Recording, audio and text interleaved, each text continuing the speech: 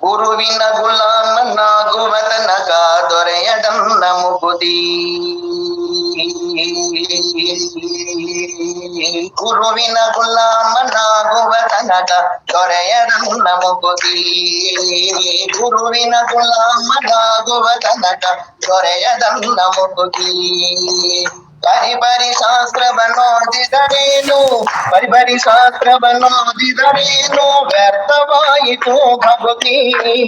ಗುರುವಿನ ಸ್ವಾಮಿ ಗುರುವಿನ ಗುಲಾಮನಾಗುವ ತನಕ ದೊರೆಯದನ್ನ ಮುಗುದಿ.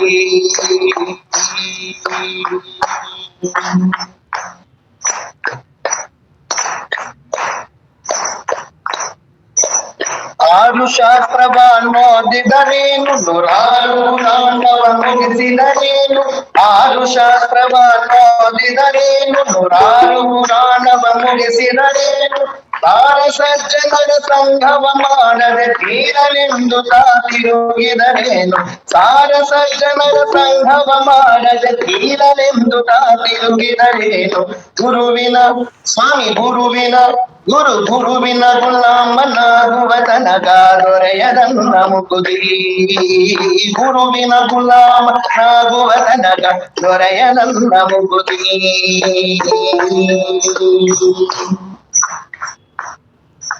నా హృదయాంతరంగంలో ప్రతిఫలిస్తున్నటువంటి ఆ దేవాది దేవుడు శ్రీకృష్ణ పరమాత్మకు సాష్టాంగ దండ ప్రణామాలు సమర్పించుకుంటూ మద్గురుదేవులు కేశవానంద స్వాముల వారికి పాద ప్రణామాలు అర్పిస్తూ ప్రణవాత్మ పరమాత్మ స్వరూపులని మీకందరికీ శిరస్సు ఉంచి నమస్కరిస్తూ శ్రేయ మార్గంలో భాగంగా మనము భగవాన్ సత్యసాయి బాబా వారి 100వ జన్మదినోత్సవ కార్యక్రమాలలో భాగంగా మనం ఏర్పాటు చేసినటువంటి 3 రోజుల సత్సంగ కార్యక్రమంలో 2వ రోజు ఈ రోజు కొనసాగుతున్నది. భగవాన్ సత్యసాయి బాబా వారు సాక్షాత్ యుగ పురుషులని మనం నిన్న చెప్పుకున్నాం. సాక్షాత్ సద్గురు దత్తాత్రేయ స్వామి అవతారం అని చెప్పుకున్నాం. దత్తాత్రేయ స్వామి తర్వాతి అవతారం ఏమిటి అంటే శ్రీపాద వల్లభులు. శ్రీపాద వల్లభులు తర్వాత అవతారము నృసింహ సరస్వతి. నృసింహ సరస్వతి స్వామి మరో తర్వాత అవతారంలో మాణిక్య ప్రభువుగా జన్మించిన. మాణిక్య ప్రభువే తర్వాత అక్కల్కోట్కర్ మహారాజుగా జన్మించిన. అక్కల్కోట్కర్ మహారాజే తర్వాత జన్మలో షిరిడి సాయిబాబా వారు. షిరిడి సాయిబాబా వారే తర్వాత జన్మలో భగవాన్ సత్య సాయిబాబా వారు. భగవాన్ సాయిబాబా వారే తర్వాత జన్మలో ప్రేమ సాయిబాబా వారు. మాణిక్య ప్రభువు తర్వాత అక్కల్కోట్కర్ మహారాజ్. అక్కల్కోట్కర్ మహారాజ్ ఆయన తర్వాతనే షిరిడి సాయిబాబా వారు. ఈ 5 మందిని దత్త పంచకము అంటారు. దత్త పంచకము అని శ్రీపాద వల్లభులు, నృసింహ సరస్వతి, మాణిక్య ప్రభువు, అక్కల్కోట్కర్ మహారాజ్, షిరిడి సాయి, ఈ 5 మందిని కలిపి దత్త పంచకము అని పేరు. వీళ్ళందరూ కూడా కలియుగంలో ఉన్నటువంటి వాళ్ళు. కలియుగంలోనే ఉద్భవించి మన లాంటి వాళ్ళందరినీ ఉద్ధరించడం కోసమే జన్మ ధరించినటువంటి వాళ్ళు. లోకోద్ధరణ కోసమై దత్తాత్రేయ స్వామి వివిధ రూపాలు ధరించి వివిధ ప్రదేశాల్లో ఉద్భవించి మనల్ని ఉద్ధరిస్తూ వస్తున్నారు. సద్గురువులు అరుదుగా కనబడుతూ ఉంటారు. మనకు 7 రకాల గురువులు ఉన్నారట. 7 రకాల గురువులు ఉన్నారు. సూచక గురువు అని, వాచక గురువు అని, బోధక గురువు అని, నిషిద్ధ గురువు అని, విహిత గురువు అని, కారణ గురువు అని, పరమ గురువు అని 7 రకాల గురువులు ఉన్నారు. సూచక, వాచక, బోధక, నిషిద్ధ, విహిత, కారణ, నిషిద్ధ గురువు, నిషిత, కారణ, పరమ గురువు, 7వ గురువు. సూచక గురువులు చేసేసి ఇప్పుడు మనకు చదువులు నేర్పిస్తున్నారే ఉపాధ్యాయులుగా ఉంది, వాళ్ళందరూ సూచక గురువులు. వాచక గురువులు అంటే మన వంశాచారాలను కులాచారాలను, సాంప్రదాయాలను ఒక తరం నుంచి ఇంకొక తరానికి ఇది మన ధర్మం, ఇది మన ఆచారం, ఇది మనం పాటించాలా అని పెద్దలు చెప్తుంటారు. ఇళ్ళల్లో మన సాంప్రదాయాలు మర్చిపోతుంటాం కదా, అవన్నీ చూపించేవాళ్ళు. ఇప్పుడు మ్యారేజ్ చేయాలన్నా కొన్ని పద్ధతులు ఉంటాయి, ఆ సాంప్రదాయాలు ఉంటాయి, ఆచారాలు ఉంటాయి. ఆచారాలు మనకు అందరికీ తెలియవు, నాకు కూడా తెలియదు. పెద్దవాళ్ళు కొంతమంది ఉంచుకొని వాళ్ళతో చెప్పి చేయించుకుంటూ పోతాం కదా, వాళ్ళను వాచక గురువులు అంటారు. మూడు వచ్చేసి బోధక గురువులు. కొన్ని మహామంత్రాలను వాళ్ళు అవపోషణ పట్టి ఆ మంత్రాలను ఉపదేశిస్తూ ఉంటారు, తద్వారా వాళ్ళను భక్తి మతంలోకి మరలుస్తూ ఉంటారు, వాళ్ళు బోధిక గురువులు. నాలుగోది వచ్చేసి నిషిద్ధ గురువులు. నిషిద్ధ గురువులు వశీకరణ విద్యలు, మారణ విద్యలు నేర్పిస్తుంటారు. వశీకరణ విద్యలు కానీ, మారణ విద్యలు కానీ, తాంత్రిక విద్యలు కానీ నేర్పిస్తూ ఉంటారు. వాళ్ళను నిషిద్ధ గురువులు అంటారు. వాళ్ళు మనకు ఉపయోగము కాదు, ఆ విద్యలు మనకు అక్కర్లేదు కదా, కావలసిన వాళ్ళు పోతుంటారు అలా. ఐదోది వచ్చేసేసి కాదు, విహిత గురువులు. విహిత గురువులు, ఈ విహిత గురువులు వచ్చేసి మంచి చెడు బోధిస్తూ ఉంటారు, మనకు హితమైనటువంటి మార్గాలను ఉపదేశిస్తూ ఉంటారు, కూర్చోబెట్టుకుని సత్సంగాలు చెబుతూ ఉంటారు. వీళ్ళు విహిత గురువులు. తర్వాత కారణ గురువులు. ఈ కారణ గురువులు జీవ దైవ ఐక్యాన్ని గురించి బోధిస్తూ ఉంటారు. జీవ దైవ ఐక్యం, జీవాత్మ పరమాత్మలో ఐక్యమయ్యేది ఎట్లా అనే విషయాల గురించి బోధిస్తూ ఉంటారు. పరమ గురువులు వచ్చేసేసి పరమ గురువులు జీవాత్మయే పరమాత్మ, జీవాత్మయే పరమాత్మ, జీవాత్మకు పరమాత్మకు భేదము లేదు, ఇద్దరు ఒకటే, ఏకం ఏవ అద్వితీయం బ్రహ్మ అని అనుభవపూర్వకంగా తెలియజేస్తారు, మనకు అనుభవం అయ్యేటట్టుగా చేస్తారు. జీవాత్మ పరమాత్మ ఒక్కటే అని అనుభవం అయ్యేటట్టుగా బోధించేటువంటి వాళ్ళు పరమ గురువులు.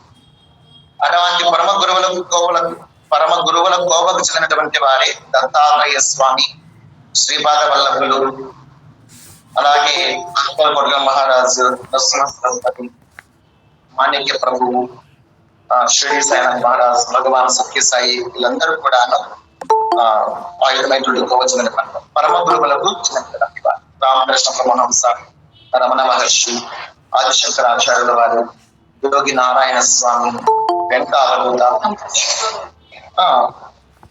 వీళ్ళంతా కూడాను పరమ గురువులు. పరమ గురువులు వీళ్ళకు తెలియదంటూ ఉండదు, అంటే ఏ జీవాత్మ పరమాత్మ ఇద్దరు ఒకటే బోధిస్తారు. జీవాత్మకు పరమాత్మకు భేదము లేదు. భేదం ఎక్కడ ఉంది అంటే అహంకారం అనేటువంటి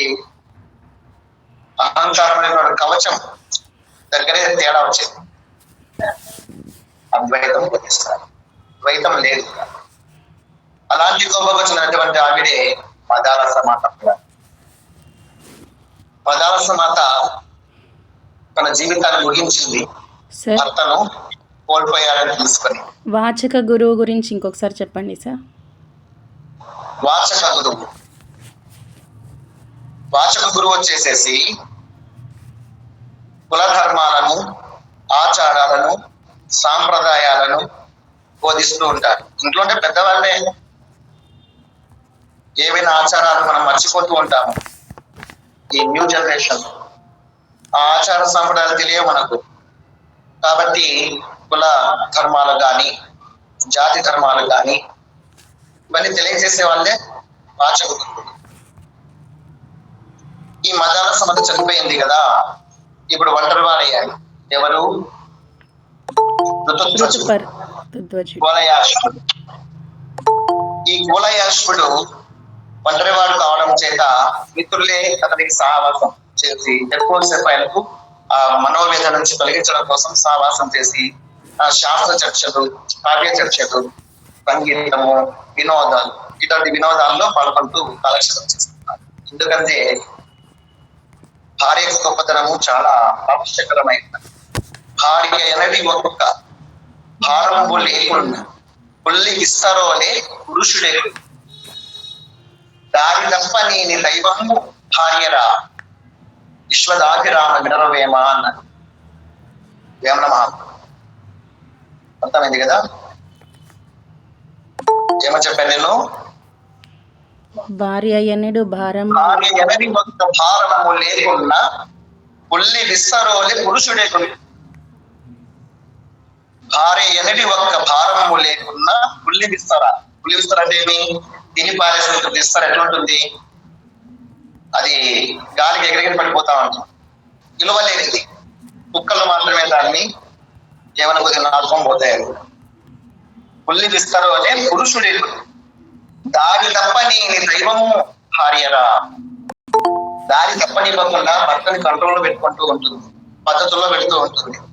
ఎప్పుడన్నా దారి తప్పినట్టు కనిపిస్తా పక్కన నాలుగు కొట్టేది తిట్టేది ఉండదు, అలిగేదే. వాళ్ళకి తెలిసినటువంటి ఒక ఆయుధము లేదా ఏడుపు. అన్ని చేసి పెడుతూనే ఉంటది, కానీ అలిగేది ఉంటుంది, మొహం సారేసేది ఉంటుంది, మొహం శిక్షించుకునేది ఉంటుంది. మొగాడని ఒకేలేస్తారని ఒకేలు కూడా వేయదు, వేల వేస్తుంటారు పని. కాబట్టి భార్య ఆవశ్యకత చాలా ఆవశ్యకత లేనిటువంటి.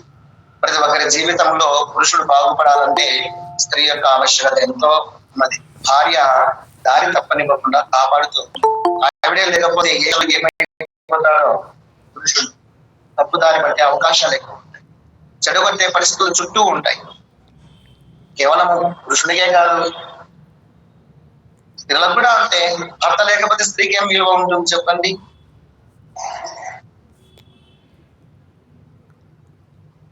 మగడు ఎనడి ఒక్క ముకుతాడు లేకున్నా, మగడు ఎనడి ఒక్క ముకుతాడు లేకున్నా మగువ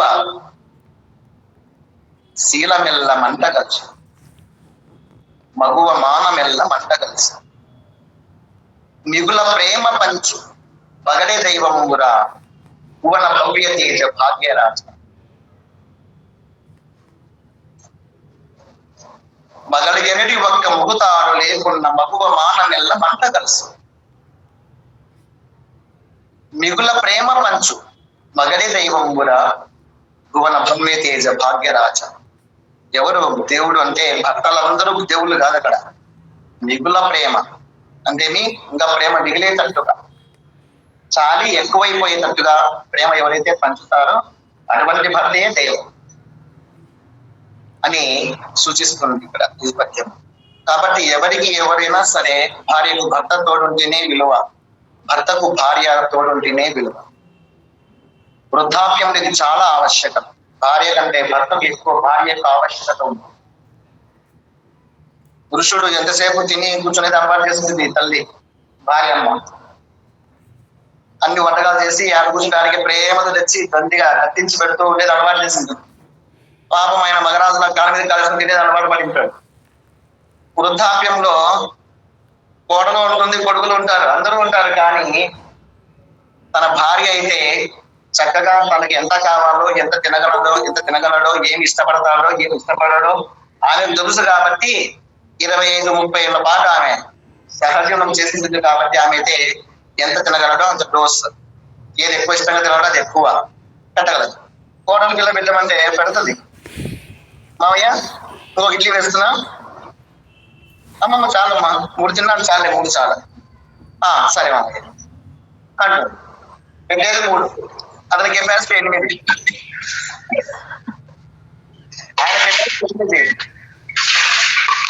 భార్యకి తెలుసు, కానీ కోడలికి తెలుసు 3 పెట్టింది ముందు, ఆమె తిన్నది 3 కదా. కాబట్టి ఎవరైనా 3 తింటారు కదా అని చెప్పేసి ఆమె 3 పెట్టేస్తుంది. ఒకవేళ అడిగితే 1 ఎక్స్ట్రా పెడదామని ఇంకోటి తీసుకొని వస్తుంది. మామయ్య ఇంకోటి వేస్తున్నా. ఇలా చూసి 8 తినే చోట 3-4 పెట్టి ఏం చాలని చెప్పేసి ఏమన్నా అనుకుంటుందో కోడలు ఏమో అనిపిస్తే సిగ్గుతో మాట్లాడుతూ పెట్టించుకోవడం. లేదమ్మా చాలు తల్లి, కడుగుంది చాలు, అలాగే మామయ్య సరే వెళ్ళిపోతుంది. అదే భార్య ఉంటే ఏమండి నాకు తెలుసండి కెపాసిటీ, తీసుకొని తినండి, చట్నీ చాలా బాగుంది, గోధుమ ఇట్లా వేసుకోండి అని చెప్పేసి వర్తిస్తుంది. అందువల్ల భార్య ఉండంగానే భర్త పోవాలా అనేది తెలిసిన వాళ్ళు మాట్లాడే మాటలు, తెలిసిన వాళ్ళు చెప్పే మాటలు. భార్య ఉండగానే భర్త వెళ్ళిపోతే హ్యాపీ, భార్య చనిపోయిన తర్వాత భర్త బతికుండడం అనేది నరకం అంటాడు. హాస్పిటల్కి వచ్చినాయి, భార్య పోయిన తర్వాత మనం బతికుండకూడదు సార్ అని. ఆ విధంగా భార్య యొక్క సపోర్ట్ అనేది వయసులో ఉన్నప్పుడు కళ్ళు మిన్ను కాను రాకుండా మాట్లాడి కొట్టి తిట్టి ఎక్స్ట్రా చేస్తే పెళ్ళయ్యే వృద్ధాప్యం వచ్చిన తర్వాత తోలు చేయొచ్చు, బంధాలు ఆడుకోవచ్చు కూడా. భార్య కొద్దిగా వయసు ఉంటుంది, ఎనర్జీ ఉంటుంది. ఇతడే కూర్చుంటే లేలేడు, లేస్తే కూర్చోడు, మోతాలు నొప్పులు ఉంటాయి, నడుము నొప్పులు ఉంటాయి, కొట్టలేడు తిట్టలేడు, మాట్లాడచ్చు అంతే. మాట్లాడితే మనం మూతి పడతారు అంతే అంటే మరుగులు ఆగిపోతుంది. కాబట్టి భార్య యొక్క గొప్పతనాన్ని గుర్తించాలి. చిన్న వయసులోనే పెళ్ళైందని గుర్తించి చక్కగా వర్తిస్తే ఆమె దీపమై సత్యంత వరకు వెలుగునిస్తుంది. అదే ఆమెను బాధ పెడితే వృద్ధాప్యంలో ఆమె కొరివే కాలుస్తుంది.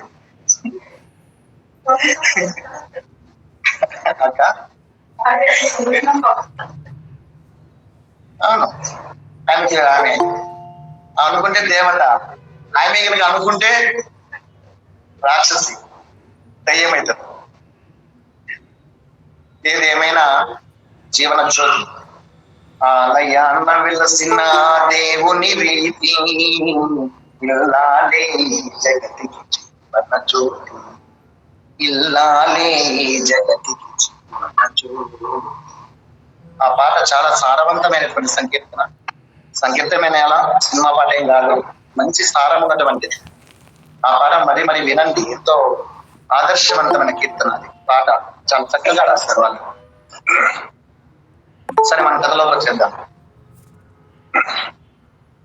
ఇక్కడ ఈ యొక్క నాగరాజు అశ్వతరుడు కుమారుడిద్దరు కూడాను తండ్రితో చెప్పడంతో తండ్రి కూడాను అతని యొక్క గొప్పతనాన్ని తెలుసుకొని, అరే తన భార్య కోసం అని చెప్పి తాను జీవిత పర్యంతము పెళ్లి చేసుకోకుండా ఉంటాను అనేసి ప్రతిజ్ఞ చేస్తున్నాడంటే అతను చాలా సంస్కారవంతుడుగా.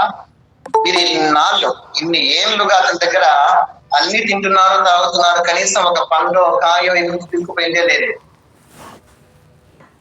అతనికి ఏదన్నా అవసరం ఉందేమో తీసుకుపోలేదు, మీకు ఏదైనా ఇచ్చేసేది ఏదైనా తీసుకుపోయి ఇచ్చేది లేదా అని అడిగాడు. అడిగితే అతనికి ఏ లోటు లేదు తండ్రి, అతనికి ఉండే లోతంతా ఒకటే, భార్య చనిపోయింది, ప్రాణ సమానమైంది, ఎంత తిరిగి రాదు.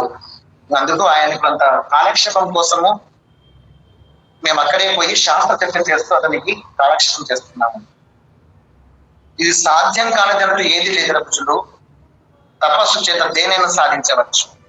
సరే, నేను మీ తరపున మీ మిత్రునికి ఒక బహుమతి ఇస్తాను, ఆ బహుమతి సాధించుకోవచ్చు. నేను ఎలా తపస్సుకు వెళ్లాల్సి ఉంది. మా అన్న కంబనుడు చనిపోయినాడు, నాకు మా అన్న అంటే ప్రాణం, దేవునితో సమానం, గురువుతో సమానం. మా అన్న లేకుండా బతకడం నాకు కష్టంగా ఉంది. కాబట్టి మా అన్నను బ్రతికించుకోవడం కోసం నేను తపస్సుకు వెళ్ళవలసి ఉంది, వెళ్తున్నాను, సాధించుకొని వస్తాను, మీరిద్దరు రాజ్యపాలన చూసుకుంటున్నానని చెప్పేసేసి అశ్వతరుడు హిమవత్ పర్వత ప్రాంతాలకు వెళ్తాడు. వెళ్ళి తపస్సు కూర్చున్నాడు. తపస్సు కూర్చొని సరస్వతి మాతను ఉపాసన చేస్తున్నాడు. సరస్వతి మాత ప్రత్యక్షమై ఏం వరం కావాలో కోరుకోవద్దు అనగానే, అమ్మ జగన్మంగళ, జగద్ధాత్రి, విద్యాప్రదాయిని, విజ్ఞాన వికాసిని, ప్రణామాలు తల్లి. మా అన్నగారు అంటే నాకు ప్రాణం అమ్మ, దయచేసి మా అన్న కంబలుని బ్రతికించు. మా ఇద్దరికి సప్తస్వర శోభిత మధురగానే విద్యను సర్వాంగ సుందరంగా అనుగ్రహించు మాట, అంతే చాలమ్మా అని ప్రార్థించారు. తదాస్తు పుత్ర తదాస్తు అని సరస్వతి మాత ఆశీర్వదించింది. అలా నమస్కరించినాడు తల వంచి. అమ్మవారు అదృశ్యమైంది. క్షణంలోనే తన అన్నయ్య వచ్చేశారు. ఎవరు? కంబలుడు. అన్నగారిని చూడగానే వెంటనే పోయి సాష్టాంగ పడి నమస్కారం చేస్తున్నారు అన్నకి. అన్నంటే అంత ప్రాణం. నాగలోక దేవతలకు వాళ్ళు, మానవులకు అన్న అంటే శత్రువులాగా చూస్తున్నారు. ఆస్తి కొట్టేస్తాడు అంటే ఆస్తుల దగ్గర, అంతస్తుల దగ్గర కొట్టుకుంటున్నారు. అన్న కోసం ప్రాణంగా బతికిన వాళ్ళు ఎవరున్నారు? రామలక్ష్మణులు ఉన్నారు. సరే, శాస్త్రం నమస్కరించగానే తమ్ముడు అని చెప్పేసి బ్రాండ్ ఎత్తుకున్నాడు, తోలించుకున్నాడు. ఇద్దరు క్షమ సమస్యలు తెలుసుకున్నారు.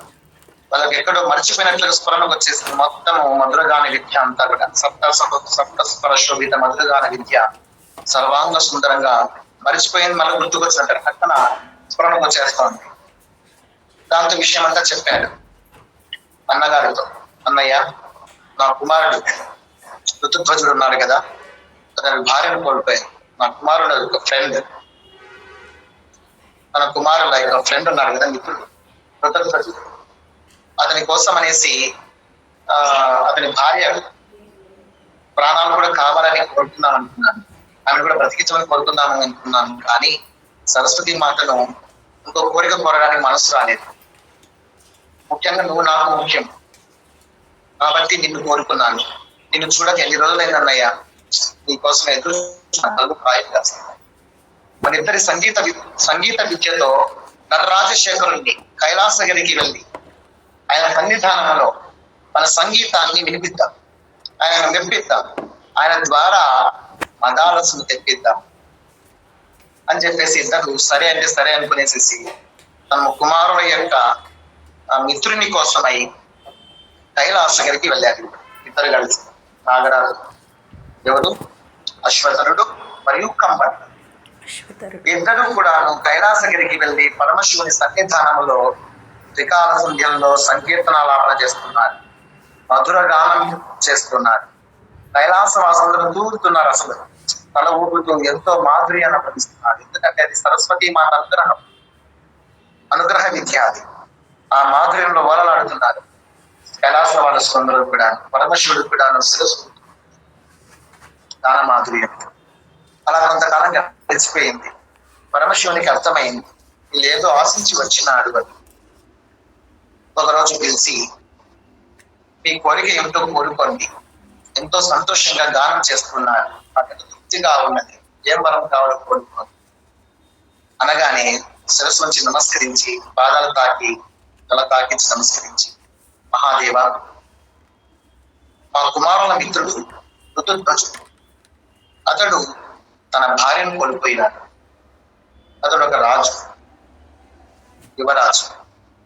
తన భార్య కోసం మళ్ళీ వివాహం చేసుకోను అని అంకిత భావంతో తన భార్య యొక్క ప్రేమకు అంకితంగా తాను బ్రహ్మచారిగా ఉండాలనుకుంటున్నాను. కానీ మేము అతనికి ఒక బహుమానంగా మదాలసును ఇవ్వాలనుకుంటున్నాం. కాబట్టి మీరు ఆ మదాలసును నాకు కూతురుగా ప్రసాదించండి. పూర్వం చనిపోయినప్పుడు ఏ వయసుతో ఉందో, పూర్వపు జ్ఞాపకాలు ఏమున్నాయో, ఏ సౌందర్యం ఉందో, అవే జ్ఞాపకాలతో, అదే సౌందర్యంతో, అదే ఆయుష్తో తిరిగి నాకు కూతురుగా ఇవ్వబడి, మళ్ళా పుట్టి చిన్న బిడ్డగా పుట్టి పెరిగి పెద్దగా అయినప్పటికీ మళ్ళీ ఎలా అయిపోతే కాబట్టి ఇప్పుడే కావాలి నాకు, అదే యవ్వనంతో కావాలని అడిగాను. అయితే కేవలము ఆమె యోగిని, మామూలుగా అయితే ఆమె యోగినియే, కానీ యోగమాత కూడా కావాలి స్వామి. యోగమాత కావాలంటే బ్రహ్మ విద్యా విశారద కావాలని అడుగుతున్నాడు ఇక్కడ. తనకు పుట్టబోయే పిల్లలకు కూడా తాను గురువై బోధించగలగాల, యోగులను చేయాలి. అంత అద్భుతమైన కోరిక కోరాడు. కోరడంతో పరమశివుడు, శభాష్ పుత్ర, ఎంత అద్భుతమైన కోరిక కోరాడు. ఇహ పర సుఖాలను రెండు చేసేవయ్యా ఈ ఒక కోరికతోనే. ఇటు ఇహము సుఖంగా ఉండాలన్నా పరము సుఖంగా ఉండాలని కోరుకున్నాడు. శభాష్, ఇది నీకు సరస్వతి మాత ఇచ్చిన వరప్రసాద ప్రభావం. సదా ఇస్తున్నాను. నువ్వు వెంటనే నీ ఇంటికి వెళ్ళిన తర్వాత, ఈ రాజ్యం చేరిన తర్వాత పితృశ్రాద్ధం చేయి. ఆ శ్రాద్ధంలో మధ్యమ పిండాన్ని నువ్వే భుజించు. మధ్యమ పిండాన్ని నువ్వే భుజించు. భుజించిన తక్షణమే నీకు శిరస్సులు ఉన్నాయి కదా, నడిమి శిరస్సులో నుంచి నీకు వస్తుంది. మహాప్రసాదం స్వామి, మహాప్రసాదం అని చెప్పేసి సాష్టాంగుడి నమస్కారం చేసి ఆశీర్వాదాలు తీసుకొని తమ రాజ్యానికి నాగలోకానికి వచ్చి స్వామివారు చెప్పినట్లుగానే పితృశ్రాద్ధం చేశాడు. ఆ మధ్య పిండాన్ని తాను భుజించినాడు. వెంటనే తన మధ్య పడగలో నుంచి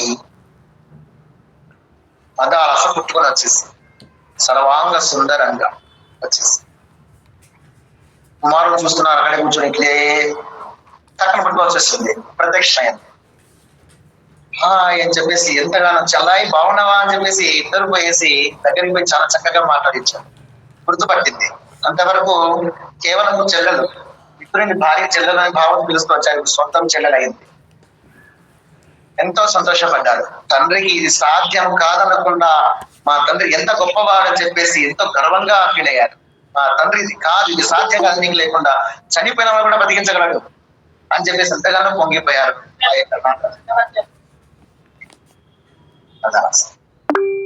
తర్వాత పుత్రులను పిలిచి నీ మిత్రుడిని ఇంటికి ఆహ్వానించరా ఏంటి అన్న.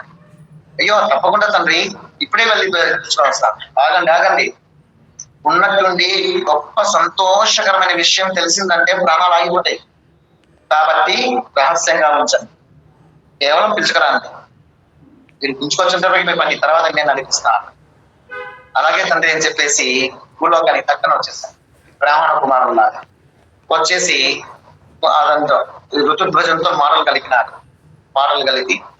ఆ మాట ఏ మాట చెబుతూ, ఒకసారి మా ఇంటికి రాదుగా, మా పేదవారి ఇంటికి ఋతుధ్వజ అని. పేదవాళ్ళేంటి, ధనికులేంటి, ఇంకా మీకు ఆ తేడాలు ఉన్నాయంట్రా? నాకేం తేడాలు లేవు, నేనే అడగాల్సిందే ఇంటికి ఎప్పుడు పోదామా అని మీరే చెప్తున్నారు. అంతేకాదు ఋతుధ్వజ, మా నాన్నగారు కూడా మిమ్మల్ని చూడాలనుకుంటున్నారు, ఒకసారి పిలుస్తారమ్మన్నారు. అయ్యయ్యో, మీ తండ్రి గారు ఆ విధంగా అడిగినారా? నేను తప్పకుండా రావాలి, నేనే అజ్ఞానిని, ఎప్పుడో నేను అడగాల్సింది ఇంటికి రావాలి అని చేసి మీ తండ్రితో మాట్లాడాలి అని. మీ తండ్రి మా తండ్రి కాదా ఏంటి? తప్పకుండా పోదాం, గురువు దగ్గరికి పోతున్నాం కదా, నచ్చుకునే వెళ్దాం కదండి అని చెప్పేసి వచ్చేసాను. ఎక్కడ మీ ఇల్లు అంటే ఏటికి అవతల అని చెప్తున్నారు. ముందు అప్పుడు చెప్పేవాళ్ళు ఎక్కడ నుంచి వస్తున్నారంటే ఏటికి అవతల ఒక పల్లె ఉంటే ఆ పల్లె నుంచి వస్తున్నారు. ఇల్లు నది పక్కన యమునా నది, అందులోంచి వీళ్ళు పైకి తేలొస్తారు. సరే అని చెప్పేసి నది దాకా పిలుచుకొచ్చిన తర్వాత పడవ ఎక్కించి మాట్లాడుకుంటే అమ్మ కొబ్బరి పక్కన కూర్చొనేసి మాట్లాడిస్తూ నడి ఏటి మధ్యలోకి పోయిన తర్వాత కళ్ళు మూసుకోమని చెప్తున్నారు. కళ్ళు మూసుకో, ఒక అద్భుతం చూపిస్తామన్నారు. అనగానే సరే అని చెప్పేసి కళ్ళు మూసుకున్నారు. కళ్ళు మూసి ఒక క్షణకాలమే అంతే కళ్ళు తెరవమన్నారు. తెరవమనగానే చుట్టూ విచిత్రమైన లోకం ఉంది. అక్కడ ఆశ్చర్యకరంగా ఉంది, మన్ను మాణిక్యాలతో దేదీప్యమానంగా వెలువడుతూ ఉంది. అది నాగలోకం. ఈ పక్క చూస్తే పాముల తోకలు కనపడుతున్నాయి, తలలు మనుష్యాకారంలో ఉన్నాయి, వాళ్ళ పైన స్వస్తిక్ గుర్తుతో పడగలు ఉన్నాయి. ఇద్దరు విచిత్రంగా కనబడుతున్నారా? క్షమించు ఋతుధ్వజ అన్నాడు. ఆ వాయిస్ తన మిత్రులదే. ఎక్కడున్నా నేను అన్నాడు. ఇది నాగలోకం మిత్రమా, మేము నాగరాజు అశ్వతుని పుత్రులం, ఇంతవరకు మీకు చెప్పలేదు, క్షమించండి. చెబితే మమ్మల్ని ఎక్కడ స్నేహం చేయనీయవో అని భయంతో నీ స్నేహం వదులుకోలేక నాలు దాచుకుంటున్నాను.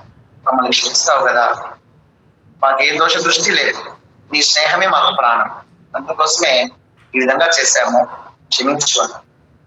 అవునా, ఏం పర్వాలేదులే, నన్ను నాగలోకం తీసుకొచ్చారు, నాగలోక అందాలు చాలా బాగున్నాయి అని చెప్పేసి పదమన్నారు. ఇంత సులభంగా నువ్వు మమ్మల్ని క్షమిస్తావు అనుకోలేదు.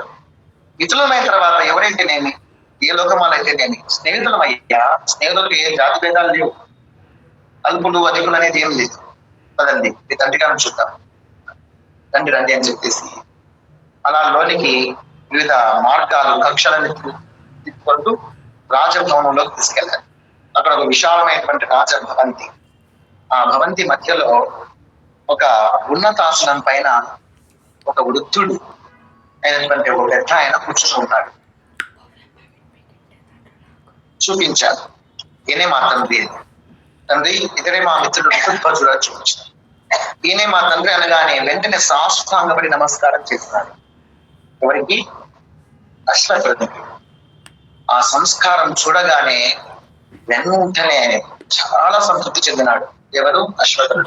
సింహాసనం కూర్చున్న వాడు లేచి వచ్చి అతని పట్టి లేపి, అయ్యా నీ గురించి నేను విన్నాను, లోకోక్తులు అనుకున్నాను, వీళ్ళు కూడా చెబుతూ ఉంటే ఏదో స్వభావకులు అనుకున్నాను, కానీ నీవు నిజంగానే నీ సంస్కారం చూస్తే నాకు చాలా సంతోషం. ప్రత్యక్షంగా చూస్తున్నా ఎంత మంచి సంస్కారం అయ్యా మీరు. అంటే పెద్దలకు దండం పెట్టడం వల్ల ఆశీర్వాదాలు వస్తాయి. మిత్రుని తండ్రి తనకు తండ్రిని అని చెప్పేసి ఒక గురు భావంతో శాస్త్రపడి నమస్కారం చేసి అది సంస్కారం. ఆ మంచి సంస్కారం చేతి వాళ్ళు మన వైపు మరలుతారు. నేను విన్నదానికంటే ఎక్కువగా నీళ్ళు మంచుకున్నాను. శుభమస్తు, కళ్యాణమస్తు అన్నాడు. అనేటప్పటికి ఆశ్చర్యపోయాను. పర్వాలేదు, నా మాట కట్టు పడుకోలే అంటుండగానే, ఏరా పిల్లలు ఊరికి తీసుకొచ్చి నిలబెట్టేస్తారా ఏంటి? భోజనాలు ఏమి చేయించరా? అతిథి సత్కారాలు ఏమి చేయరా అన్నాడు. తండ్రి తప్పకుండా అని చెప్పేసి లోని పిలుచుకుపోయారు. అభ్యంగన స్నానం చేయించినారు. మంచి మంచి వస్త్రాలు కట్టించినారు. మంచి మంచి ఆభరణాలు అన్నీ వేశారు. ఆ పూతలు ఉంటాయి కదా, అవి గంధం పూతలు అవన్నీ పూశారు. రకరకాల నవ మల్లికలు ఉంటే రకరకాల అందమైనటువంటి పుష్పాలు మాల కట్టి అతను మెల్లో వేసినారు. అన్ని అలంకారాలు అన్ని అలంకారాలు చేసి ముద్దుగా చూస్తున్నారు. ఏంట్రా మీ గుర్తుందిరా, ఏం తిట్టు చేస్తున్నాడు? ఎప్పుడోసారి వచ్చావు మిత్రమా, మా యొక్క సత్కారాలు స్వీకరించు అని చెప్పేసి ఎంతో అపురూపంగా అతను చూసుకుంటూ పంచపక్ష పరమాణాలతో భోజనం పెట్టారు. భోజనం అయిన తర్వాత అతనికి తాంబూలం ఇచ్చారు. తాంబూలం తింటూ ఉండగానే ఆ యొక్క అశ్వరుడు వచ్చారు. వాళ్ళ తండ్రి వచ్చి పక్కనే కూర్చొని, ఏమయ్యా తృప్తిగా భోంచేసావు కదా? తండ్రి. అవును గురుదేవ, మంచి బాగా భోంచేశాను స్వామి, చాలా చక్కగా చూసుకున్నారు నీ కుమారులు. సరే, నీ మంచితనము, నీలోండే ఆ రూప లావణ్యము, సంస్కారము, ఈ మొహం చూస్తుంటే నాకు ఏదైనా వరం ఇవ్వాలనిపిస్తుంది అయ్యా, ఏదైనా కోరుకోవాలి. అంటే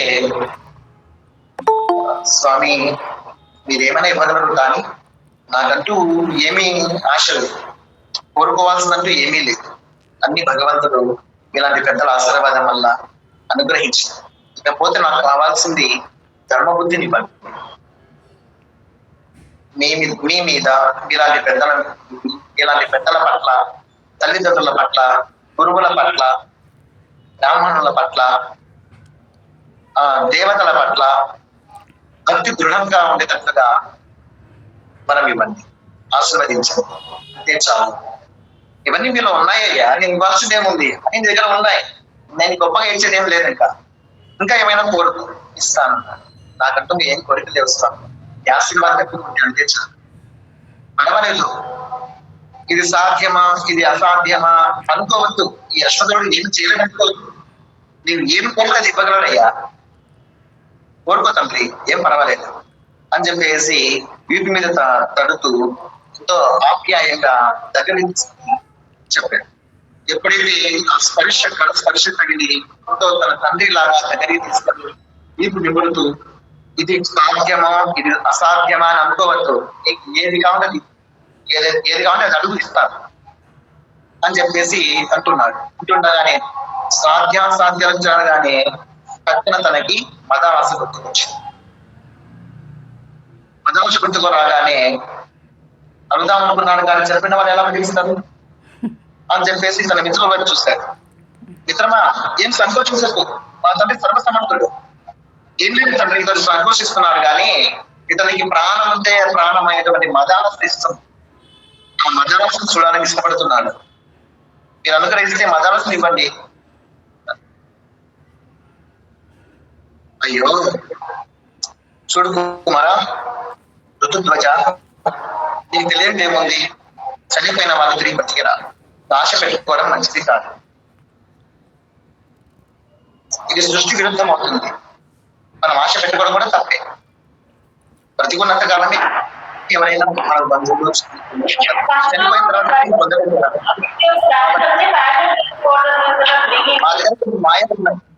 ఆ మాయమంత్రాల చేత ఒకసారి నేను చూపించగలను పదాలు. అసలు ఇష్టమైతే ఒకసారి చూపించగలను అని. చూపించగలరా? నిజమ స్వామి అని. మాయ కదా, మాయలు చూపిస్తా. ఒకసారి చూపించండి, చూపిస్తున్నాను అని చెప్పేసి ప్రాణం లేచి వచ్చినట్లయింది. ఎవరికి? ఋతుధ్వజునికి. అయితే ఒక నియమం, ఆమె కనపడుతుంది కానీ ఆమె ముట్టుకోవడం అట్లా చేయకూడదు, దూరం నుంచి చూడొచ్చు అంతే. అంతే చాలు స్వామి, అలాగే చేస్తాను.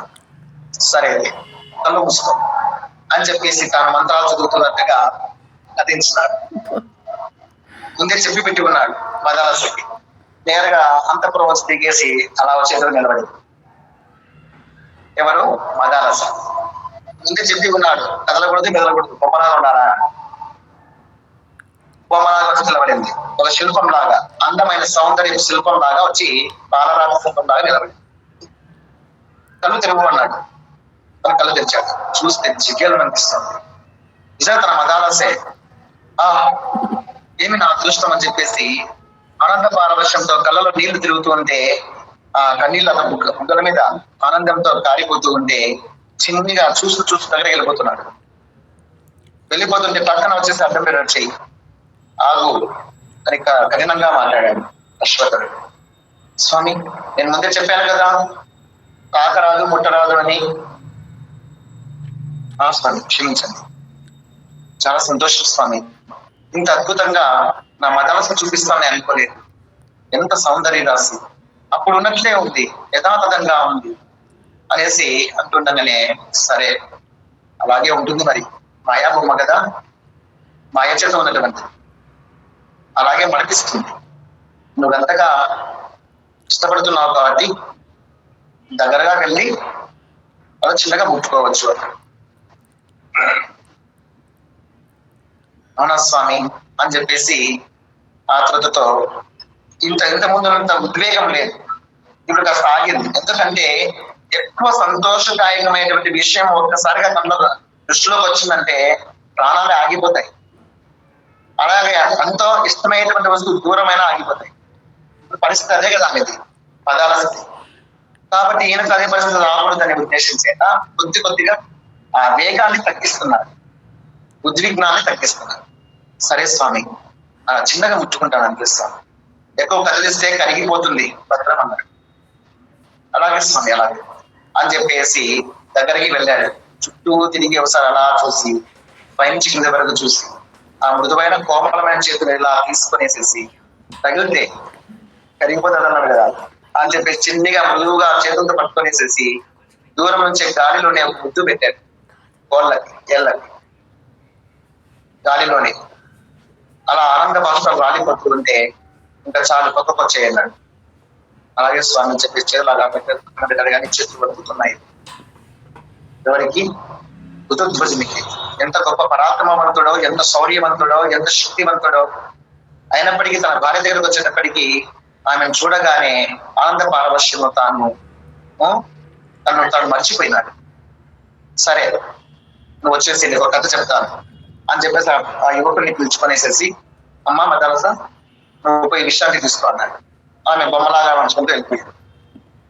ఆమె అసలు కళ్ళు కూడా రెప్పలు కూడా కొట్టడం లేదు, నవ్వడం కానీ చూడడం కానీ ఏం చేయడం, బొమ్మలాగా ఉంటారు. ఇతను పడే తట్టాలను చూస్తూనే ఉంది కానీ ఏం రెస్పాండ్ లేదు.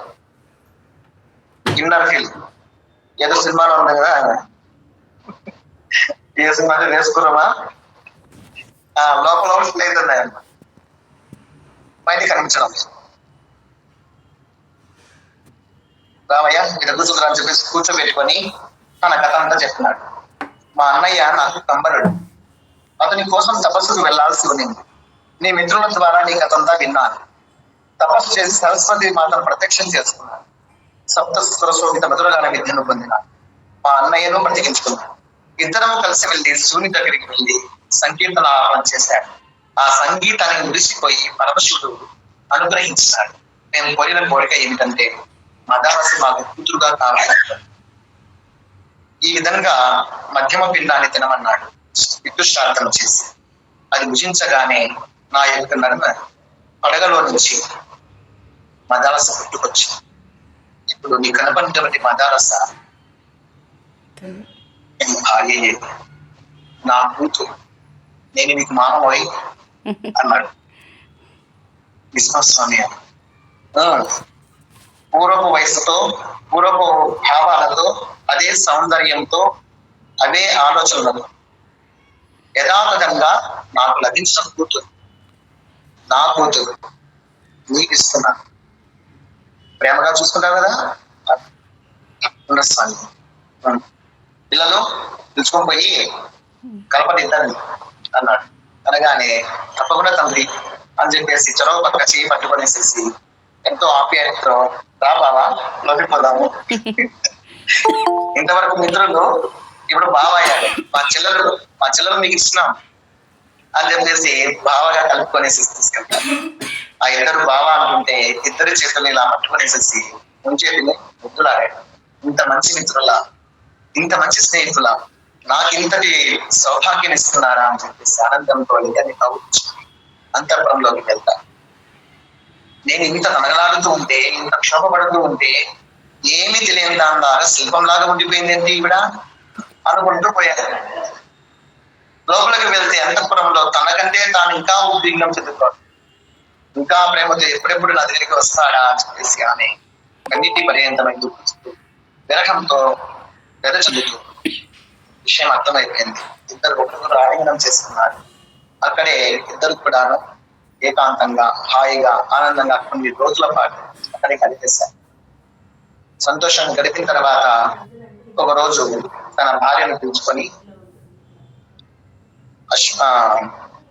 అశ్వత్థుని దగ్గరికి వచ్చి, మామగారు మా తల్లిదండ్రులు వృద్ధాప్యంలో ఉన్నారు, రాజ్యపాలన వాళ్ళకి బరువుగా ఉంటుంది, ఇక్కడే ఎంతకాలం ఉండలేము కదా, మీరు ఆశీర్వదిస్తే మేము మా ఊరికి వెళ్తాం, మా రాజ్యానికి వెళ్తాం, అప్పుడప్పుడు తిరిగి వస్తూ ఉంటాం అనగానే తప్పకుండా కుమారు తప్పకుండా వెళ్ళాలి. తల్లిదండ్రులు దేవతలతో సమానం, వాళ్ళు కూడా ఎదురు చూస్తూ ఉంటారు. ఈమెను చూస్తే ఇంకా పొంగిపోతారు. ఈ శుభవార్తను వాళ్ళకు తెలియజెప్పవలసింది, వెంటనే బయలుదేరండి అని చెప్పేసి అశ్వత్థుడు కూడా చెప్తారు. వెంటనే కువలయాశ్వాన్ని స్మరించుకున్నాడు. ఎవరు? ఋతుధ్వజుడు. ఆ అశ్వం టక్కున క్షణంలో ప్రత్యక్షమైంది. తెల్లని శ్వేత గురం, దాని మీద ఇద్దరు అధిరోహించినాడు. క్షణంలోనే అది ఎగిరి ఆకాశ మార్గంలో ఎక్కడికి వచ్చేసింది, తమ రాజ్యంలోకి వచ్చింది. హిందూ సభలో అది ప్రత్యక్షమైంది. ఎదురుగా తండ్రి తల్లి ఇద్దరు ఉన్నారు, వృద్ధులు. వాళ్ళకు ఇద్దరు పోయి పాదాలకు నమస్కరించగానే కోటి వెన్నెలలు పండినట్లుగా ఆలోచించుకున్నారు. తన కుమారుడు దీనంగా ఉండడం వాళ్ళకు బాధాకరంగా ఉండింది. తిరిగి తన భార్యను సంపాదించుకుని రావడంతో కోటి వెన్నెలలు విరబూస్తున్నాయి. ఆ వృద్ధ దంపతులకు తృప్తిగా ఉంది. ఇది చెప్పక ముందే మొత్తం రాజ్యం అంతా కూడా పండగ లేదు. అందరికీ ఋతుధ్వజుడు అంటే ప్రాణం, ఇష్టం. ఎప్పుడెప్పుడు ఇతరే రాజు అవుతారా అని చూస్తున్నారు. శత్రుజిత్తు కంటే కూడా వాళ్ళ కుమారుడు ఋతుధ్వజుడే రాజు కావాలని కోరుకుంటున్నారు. అసలు దీనంగా ఉండడం చేత ఏం మాట్లాడలేకపోతున్నారు. ఇప్పుడు హ్యాపీగా ఫీల్ అయిపోయారు. కొంతకాలానికి తల్లిదండ్రులు ఆనందంగా జీవితాన్ని ముగిస్తారు. ఇతడే రాజు అవుతాడు. సుఖభోగాలతో ఆనందంగా వంటిల్లుతూ ఉన్నారు. కాలము గడిచిపోతూ ఉంది సుఖంగా. ఒకరోజు మదాలస గర్భవతి అయింది. ఊరంతా రాజ్యంతా పండగ జరుగుతుంది. ఒక 12 బిడ్డను ప్రసవించింది. నామకరణం చేయాల్సి వచ్చింది. నామకరణం చేయాల్సి వచ్చినప్పుడు ఇంకా మొదటి బిడ్డవా కదా, మొదటి కుమారుడు. ఇంకా రాజపురోహితుల్ని, బంధువుల్ని, స్నేహితుల్ని, ముఖ్యమైనటువంటి అధిపతుల్ని, సైనికుల్ని అందరినీ పిలుచుకున్నాడు. గొప్పగా కార్యం చేస్తున్నాడు. తన మొదటి కుమారునికి నామకరణం వచ్చింది. ఇందు సభలాగా ఉంది అక్కడ ప్రజలందరి మధ్యలో. ఆ సభలో మంత్రాలు చదువుతూ ఉన్నాడు పురోహితుడు. ఏం పేరు పెట్టాలని చెప్పేసి అడిగినాడు. మంత్రాలు అడగగానే నిజాలు నిమరేస్తూ, ఎవరు? ఈ కువలయాశ్వుడు ఋతుధ్వజుడు. పేరు విక్రాంతుడు అన్నాడు. విక్రాంతుడు అనగానే పిల్లవనెత్తుకున్నటువంటి తల్లి మదాలస పక్క నవ్వింది. గట్టిగా నవ్వింది. చాలా ఆశ్చర్యం వేసింది. రాజు హిందూ సభలో తనకు అవమానం అనిపించింది. ఎందుకు ఇట్లా నవ్వింది అనేది అతనికి అర్థం కాలేదు. ఆ టైంలో అడగడం మంచిది. అంతేకాకుండా ఈ మదలస చాలా జ్ఞాని. తనకు ఎన్నో రాజ్య సంబంధమైనటువంటి సమస్యలు వచ్చి తలపట్టుకుని కూర్చున్నప్పుడు సునాయాసంగా సలహాలు ఇచ్చేది. సునాయాసంగా అసలు కార్యేషు దాసు ధరణేషు మంత్రి రూపేచ లక్ష్మి క్షమయా ధరిత్రి భోజ్యేషు మాత శయనేషు రంభ షట్కర్మయుక్త కులధర్మ పత్ని అని నీతి శాస్త్రం చెప్పేవారు. భార్య ఎలా ఉండాలంటే ఈ విధంగా ఉండాలని అందు నిదర్శనంగా మదాలసే ఉంది. కార్యేషు దాసి కరణేషు మంత్రి రూపేచ లక్ష్మి క్షమయా ధరిత్రి. రూపంలో మహాలక్ష్మి లాగా ఉంటుంది. క్షమించే విషయం వచ్చేటప్పటికి భూమిలాగా ఎంత ఓపికతోనో క్షమిస్తూ వస్తుంది. ఎన్నో దోషాలు పొరపాట్లు ఉన్నా కానీ క్షమిస్తూ వచ్చి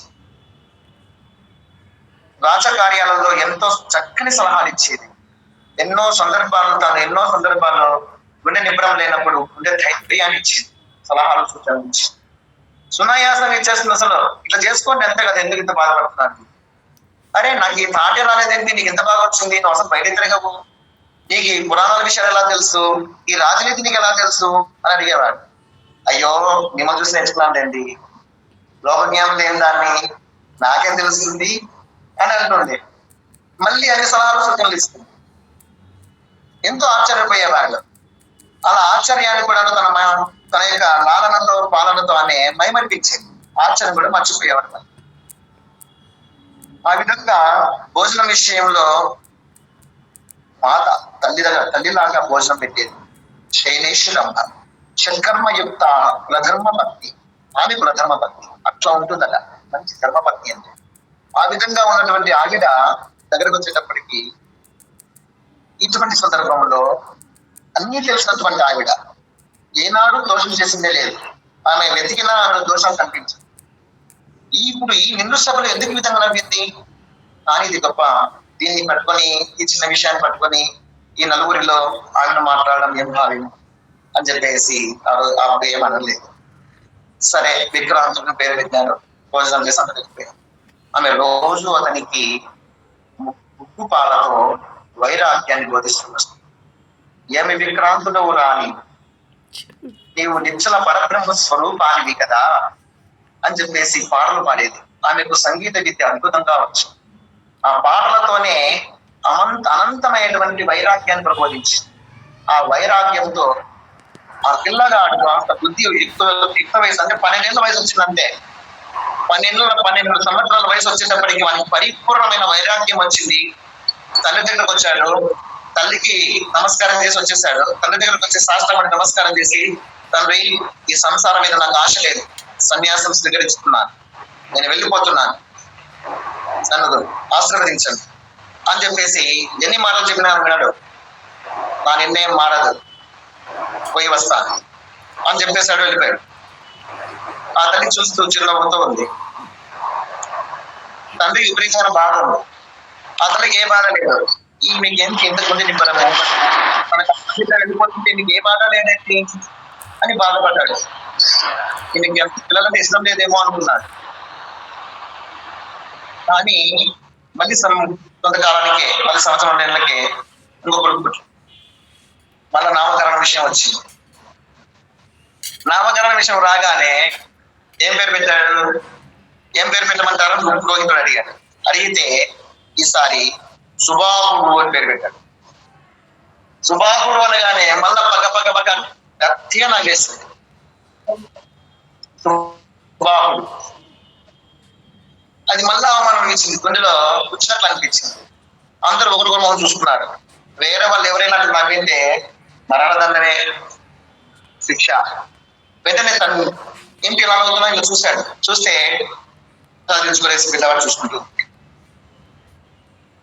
ఇంటికి విధంగా చేస్తుందని ఆలోచన చేస్తున్నాడు. కానీ అది అడగడానికి ఇష్టం లేదు, నొప్పి పెట్టడం ఎలా. సరే అతనికి కూడాను నువ్వేం సుబాహురా, ముగ్గుపాలతో నువ్వు సుబాహు ఏంటి, నీవు ఆత్మతత్వాన్ని నేను తెలుసు అని చెప్పేసి ఆయన పాడే పాటలన్నీ రోజుకొక పాటలు పాడుతుంది. రకరకాల పాటలు, ఎన్నో సంకీర్తనలు పాడుతుంది. అన్ని ఆధ్యాత్మిక కీర్తనలే, వైరాగ్య కీర్తనలు. అవే పాడతా వానికి వైరాగ్యం పుట్టుకతో వచ్చేసింది, వాడు పాలతోనే వచ్చేసింది, ఉగ్గు పాలతోనే. కాస్త యుక్త వయసుకు వచ్చే వాడు 12 వచ్చాడు, తండ్రికి వచ్చాడు, నమస్కారం పెట్టాడు, నాకు ఈ సంసారం ముద్దు ఏముందని వెళ్ళిపోయాడు. సుబాహుడు కూడా వెళ్ళిపోయినాడు రాజ్యాంతరం పర్యటన తీసుకొని. చాలా ఆశ్చర్యం వేస్తుంది. ఇది వీడి వల్ల వెళ్ళిపోయినాడు, వీడు వెళ్ళిపోయినాడు. రాజ్యానికి ఉత్తరాధికారి ఎవరు ఉత్తరాధికారిగా ఉంటారు అని చెప్పేసి చాలా బాధపడ్డాడు.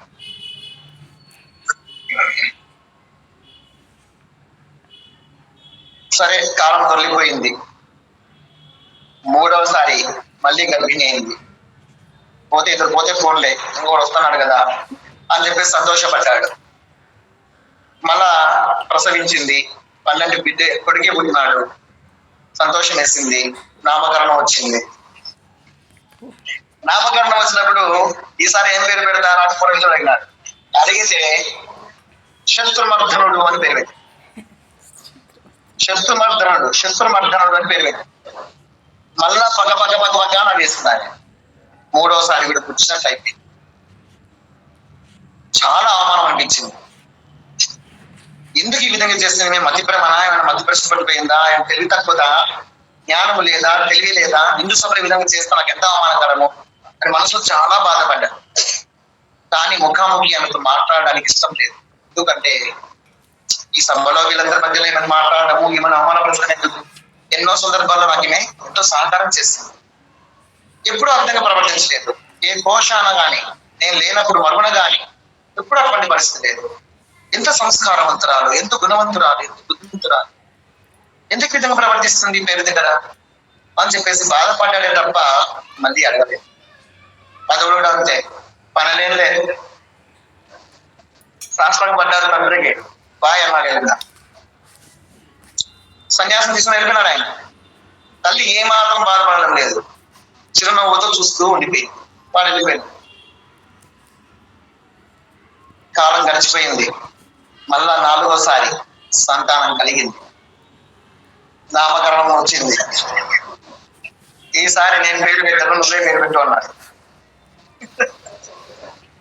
4వసారి నువ్వే పేరు పెట్టు అన్నాడు. ఆ పురోహితుడు తొందరిస్తున్నాడు, ఏం పేరు పెట్టాలి భారత్ చెప్పాడు, నువ్వే పేరు పెట్టు. లేదండి మీరే పెట్టండి అంటారు. ఈ జనాల మధ్యలో ఎక్కువ ఎందుకు అసలు డిస్కర్జనికి లేదు ఈసారి నువ్వే పెట్టు అని కాస్త అసహనంగా చెప్పారు. దాన్నేముందండి, ఏదో పెట్టండి, లేదు పెట్టు, నువ్వు పెట్టు. సరేనండి మీరు అంటున్నారు కదా పెట్టమని, అలర్కుడు అని పెట్టండి. ఈ పురోహితుడు క్లాస్లో ఉన్నాడు.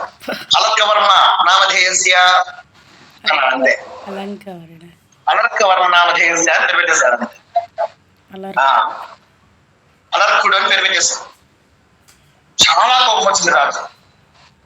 ఏంటి పిచ్చి పేరు పెట్టింది అనేసి. ఎందుకంటే అలర్క అంటే, అలర్క పత్రం అంటే తెలుసా మీకు? జలర పత్రం అని వస్తుంది. అలాగే పిచ్చి కుక్క అని పేరు వస్తుంది అర్థము. అతనికి రాజు తెలుసు, ఇతడు పండితుడు, జ్ఞాని, ఎన్నో శాస్త్రాలు చదివినటువంటి వాడు. అతను తెలియదేం కాదు కదా. దాని అర్థము అలర్కుడు అని పెడితే పిచ్చి కుక్క అని అర్థం వస్తుంది. సభాసభలందరూ కూడా చాలా మంది నవ్వుతున్నారు, నవ్వలేరు. ఇదే పేరు ఈమె పెట్టింది అని చెప్పేసి. ఈమెకు తెలియక పెట్టిందా, తెలిసి పెట్టిందా, మతి ప్రమద పెట్టిందా, ఏంటిదంతా అని అందరూ గుసగుసలు ఆడుకుంటున్నారు. ఈయన చాలా గొప్ప ఆయన పురోహితుడు, చెప్పడం అవసరం అలర్కవరం పెట్టేసాడు అన్నని వెనకముందు ఆలోచించలేదు. అయిపోయాయి, పేరు ఫిక్స్ అయిపోయింది. రాజు ఏమనలేకపోతున్నాడు కదా, బాధతో తన మందిరానికి వెళ్ళిపోయాడు. సరే, ఆ పిల్లవాడిని ఎత్తుకొనేసేసి తాను తన అంతఃపురంలోకి వెళ్ళిపోయింది. అతనికి పాలు తాపిస్తూ ఉయ్యాల ఊగుతూ పాటలు పాడుతూ ఉంది. లోకమంతా ఒక పిచ్చి గోల, ఓ బిడ్డ ఈ మాయే ఒక పిచ్చి గోల అని చెప్పేసి పాట పాడుతుంది. ఆ పాట అంతా కూడాను ఈ రాజు ఎందుకు ఈ విషయం తెలుసుకోవాలా, ఎవరితో చారులతో చెప్పించి తెలుసుకోవడానికి భావేం కాదు, ఎవరితో విషయం కాదు, మన ఇద్దరి మధ్య నేనే మాట్లాడి డిస్కస్ చేయాలా. ఆమె ఎందుకు ఈ విధంగా నవ్వింది, ఇటువంటి పేరు ఎందుకు పెట్టింది, నేను అర్థం చేసుకోవాలి. ఆమె ఉద్దేశం ఏమిటో. ఆమె బుద్ధిహీనురాలు కాదు, చాలా జ్ఞాని. అటువంటిది ఎందుకు ఇతని పేరు పెట్టింది తెలుసుకోవాలా. అనవసరంగా ఏమైనా బాధించకూడదు, కోపించుకోకూడదు అని చెప్పేసి వచ్చాడు. వస్తుండగానే ఈమె పాట వినపడుతోంది. అది చాలా వైరాగ్యపు లోతుల్లో ఉంది. ఈ మాయ అనేది ఒక పిచ్చి గోళాన్ని తెలియక రాజ్యాలు వెళ్తారు, కానీ తనలో ఉండే శత్రువులని గెలవలేదు. పరిషత్ వర్గాలు అనేటువంటి పిచ్చి కుక్క కామము క్రోధం అనేటువంటి కోరలతో కరవడానికి సిద్ధంగా ఉంటే కనిపించుకొని ఉంటారు ఈ పిచ్చి కుక్కలంతా అన్నట్టుగా భావంతో చెప్పుకోండి. రాజ్యాలు వెళ్తారు, తనలో ఉండే శత్రువులు గాంచలేదు, తనలో ఉండే పిచ్చిని వదులుకోలేదు. ధనధాన్యాలతో వర్ధిల్లుతారు, మాయను గెలవలేదు. మాయ అనే పిచ్చి కుక్కను గెలవలేదు. నువ్వన్నా గెలుపడా బిడ్డ అని చెప్పేసి చెప్తూ ఉంది. ఆ వైరాగ్యం సంకీర్తన వినగానే ఇతనికే కడుపులో దేవినట్లుంది. అరే, ఇన్ని శాస్త్రాలు చదివాను, ఇన్ని భోగభాగ్యాలు అనుభవించాను, నేను కూడా కామక్రోధాల రక్షణ వర్గాలకు లోనయ్యే ఉన్నాను కదా, ఈమె చెప్పే భావం ఎంత గొప్పగా ఉంది అనుకుంటూ దగ్గరికి వచ్చాడు. భర్త దగ్గరికి వచ్చి చూసి టక్కన ఆ పాట ఆపేస్తాడు. పాట ఆపేసి రండి స్వామి రండి అని చెప్పేసి సపర్యలు చేసి కూర్చోబెట్టేసి పాదాల దగ్గర కూర్చొని పాదాలు పెడుతూ కూర్చొని నాకు విషయం చెప్తూ అన్నాడు. ఏ విషయం స్వామి? అదే మీరు నామకరణం చేసిన విషయం. అదా స్వామి, మీరే కదా పెట్టమన్నారు, అందుకే పెట్టాను. కావచ్చు కాక అంటే మీ ఉద్దేశం స్వామి అది ఆ పేరు సార్థకంగా లేదనా? అంతే కదా, మరి సామాన్యుడు కాదు కదా, వాడు భవిష్యత్తులో రాజు కావాలి, ఒక రాజపుత్రుడు, అది యోచించలేదా అన్నాడు. రాజు స్వామి, మీరు పెట్టిన పేర్లు ఎలా ఉన్నాయి చెప్పండి అన్నాడు. ఏం పేర్లు పెట్టారు? పెద్దవాడికి ఏం పేరు పెట్టారు? విక్రాంతుడు అని పెట్టారు. మరి అందులో ఏం తప్పు ఉంది? రాజు స్వామి, మీరు పేరు పెట్టింది ఈ దేహానిక లేక లోపలుండే ఆత్మక అని అడిగింది. పోనీ రెండింటిగా అన్నది. అది నేను ఆలోచన చేయలేదు. దేహమా జడము, దానికి పేరుతో పనిలేదు. క్రాంతుడు, విక్రాంతుడు అంటే ఒక చోటు నుంచి ఇంకో చోటికి పోయేవాడు అన్నాడు. విక్రాంతుడు అంటే ఒక చోటు నుంచి ఇంకో చోటికి చలనం చేసేటువంటి వాడు. దేహమా జడము, ఎక్కడికి పోనీ నువ్వు దేహానికి కాదు ఆత్మకు అందావా? ఆత్మ అనేది ఒక చోట ఉండి ఒక చోట లేకుండా లేదు. విశ్వవ్యాపి, అది సర్వాంతర్యామి, అంతటా విస్తరించి ఉన్నటువంటిది ఆత్మ. అది ఒక చోటు నుంచి ఒక చోటు పోయేదానికి అవకాశమే లేదు. మీరు పెట్టిన పేరు ఎంత మాత్రం సార్థకత అన్నది. అందుకే మీరు పెట్టిన ఆ పేరుకు ఊరంతా జనాలందరూ కూడా తిరగబడి జేజలు చెబుతూ ఉంటే, అందరూ గొప్పగా ఫీల్ అవుతూ ఉంటే, ఎంత పిచ్చిలో ఉన్నారు వీళ్ళంతా, ఎంత మాయలో ఉన్నారు. ఆత్మకి ఎక్కడన్నా చంచల్యం ఉందా? మా జనాలకు లేదు. కనీసం వీళ్ళకన్నా మీరు ఎంతో పండితులు, ఎన్నో శాస్త్రం చదివినవారు, మీరైనా ఆలోచన చేసి పెట్టారా అంటే మీరు ఆలోచన చేయలేదు. అందరినీ మాయ ఆడిస్తూ ఉన్నది కదా. ఆ మాయలో పడి ఏ పేరు పెడుతున్నాము, ఏ పేరు ఎట్లా అర్థం వస్తుంది? గురువు గారు మాట ఈనొస్తలేదు. గురువు గారు పోనీ రెండో వానికి పెట్టిన పేరు ఏం తక్కువ అయింది? సుబాబు అని చెప్పాను, అదేం తప్పుకున్నాను. అప్పుడు కూడా నవ్విరావు కదా. స్వామి, మీరు సుబాబు పేరు పెట్టారు, కలేబరానికి ఏమైనా పేరు పెడతారు ఎవరన్నా? సుబాబు అని, వీరబాబు అని, లేదా వామన బాబు అని పెడతారు ఎవరన్నా పేరు? కలేబరం జడం, దానికి ఎవరు పెట్టాలని నేను చూడలేదు. ఆత్మకు పెట్టినావా అంటే ఆత్మకు బాహువులు ఎక్కడ? ఆత్మకు చేతులు ఉంటాయా? అది నిరంగుడు. నిరంగుడు అంటే అంగములు లేనివాడు. ఆత్మకు చేతులు లేవు, కాళ్ళు లేవు, ఏ అంగాలు ఉండవు. దానికి నువ్వు సుభావం పేరు పెట్టావు. దానికి నవ్వు వచ్చి నేను నవ్విన పర్వగా. కరెక్టే దేవి, నువ్వు చెప్పింది కరెక్టే, నేను అది ఆలోచన చేయలేదు. పోనీ మూడో వాని పేరు పెట్టినప్పుడు నవ్వావు, శత్రుమర్దనుడు అని. బాహ్యంగా కాకపోయినా అంతరంగా ఉండేటువంటి శత్రువులను చంపిన వాడని భావించచ్చు కదా. అంతరంగా శత్రువులు ఉంటారు కదా, కామ క్రోధ లోభ మోహ మద మాత్సర్య అర్షణ వర్గాలు ఉన్నాయి కదా. వారిని చంపేవాడుగా, వారిని మర్దించేవాడుగా, వారిని అణచేవాడుగానే మనం భావం చేసుకోవచ్చు కదా అన్నాడు. ఆ విధంగా నువ్వు తీసుకోవచ్చు కదా. అది ఎందుకు తీసుకోలేదు నువ్వు? అప్పుడు కూడా నవ్వేదాం ఎందుకు అన్నాడు. స్వామి ఇప్పుడు కూడా నాకు నవ్వు వస్తుంది. దేహమా జడమన్నాను, దానికి శత్రువులు ఉండే ప్రసక్తే లేదు. ఆత్మ ఏకం ఏవ అద్వితీయం బ్రహ్మ, ఉండదు ఒక్కడే జీవుడు, ఒక్కడే. ఇంకొకడు ఉంటే శత్రువు నీకు, ఇంకొకడు ఉంటే శత్రువు ఉంటాడు. ఆత్మకు తోడు ఉన్నారు, సాటివాడు ఎవరు లేదే, ఉన్నదే ఒక ఆత్మ. దానికి శత్రువులు ఎక్కడ? దాన్ని మర్దించడానికి ఎవరు ఉన్నారు? అది కూడా అజ్ఞానంతో సంబంధించినటువంటిదే. కాబట్టి ఈ పేరు సార్థకత కాలేదే. మీరు పెట్టిన 3 పేర్లు సార్థకత కాలేదు, అందుకే నేను అజ్ఞానం అంట. మరి నేను పెట్టిన పేరు, నువ్వు పెట్టిన పేరేం చెప్పుకోవద్దా? అదే స్వామి,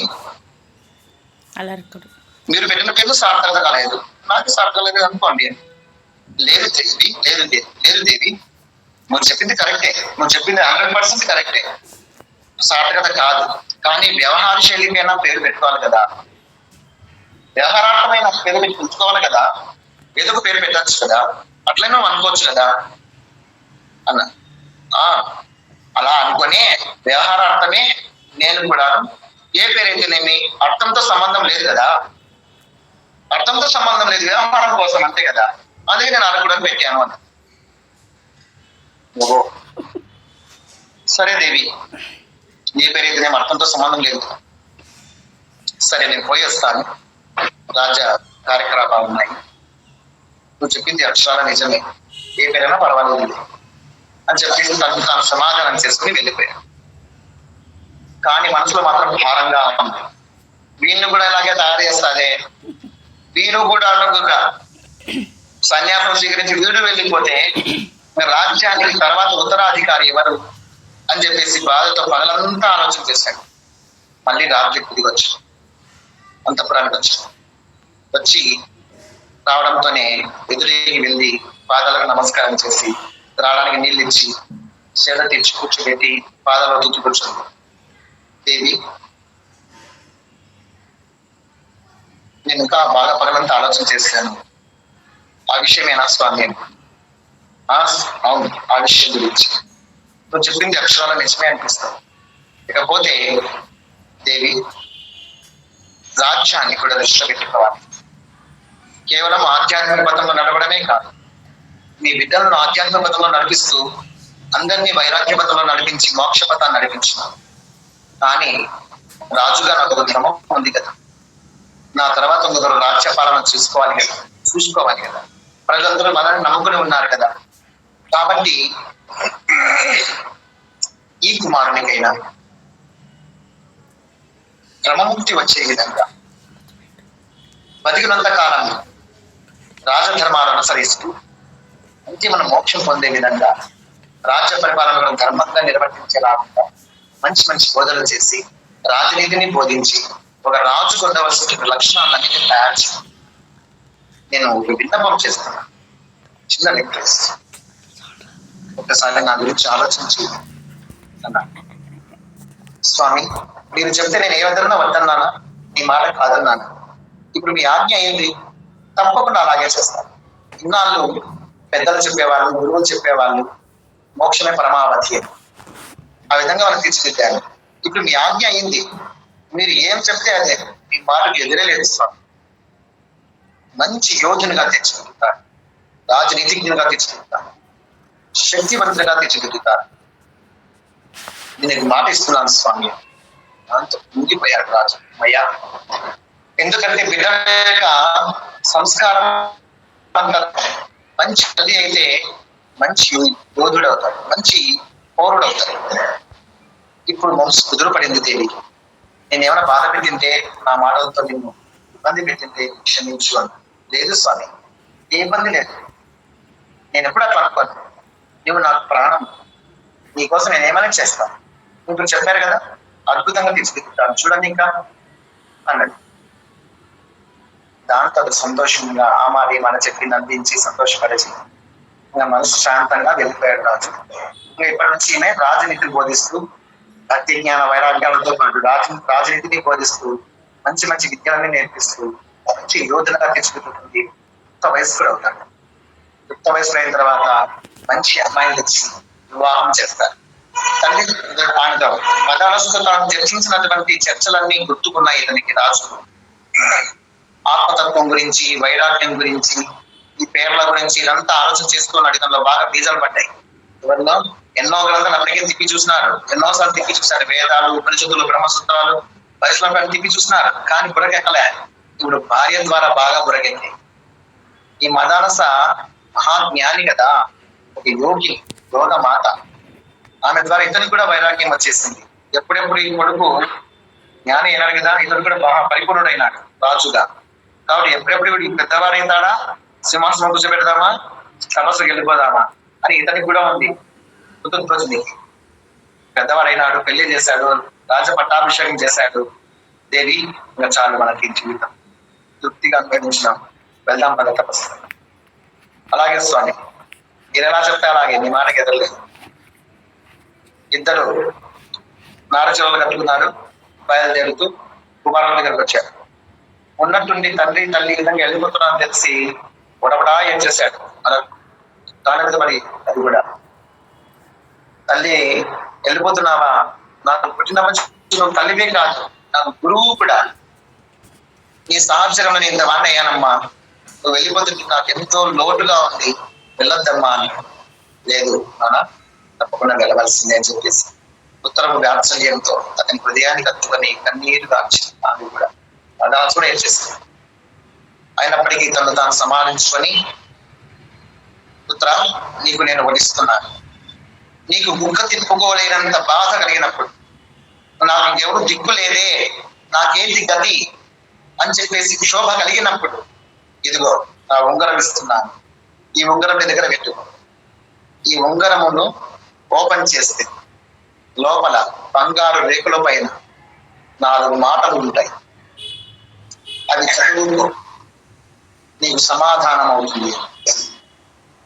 అలాగే మాత అని చెప్పేసి దాన్ని తీసుకొని కళ్ళకద్దుకొని చేతి ధరించాడు.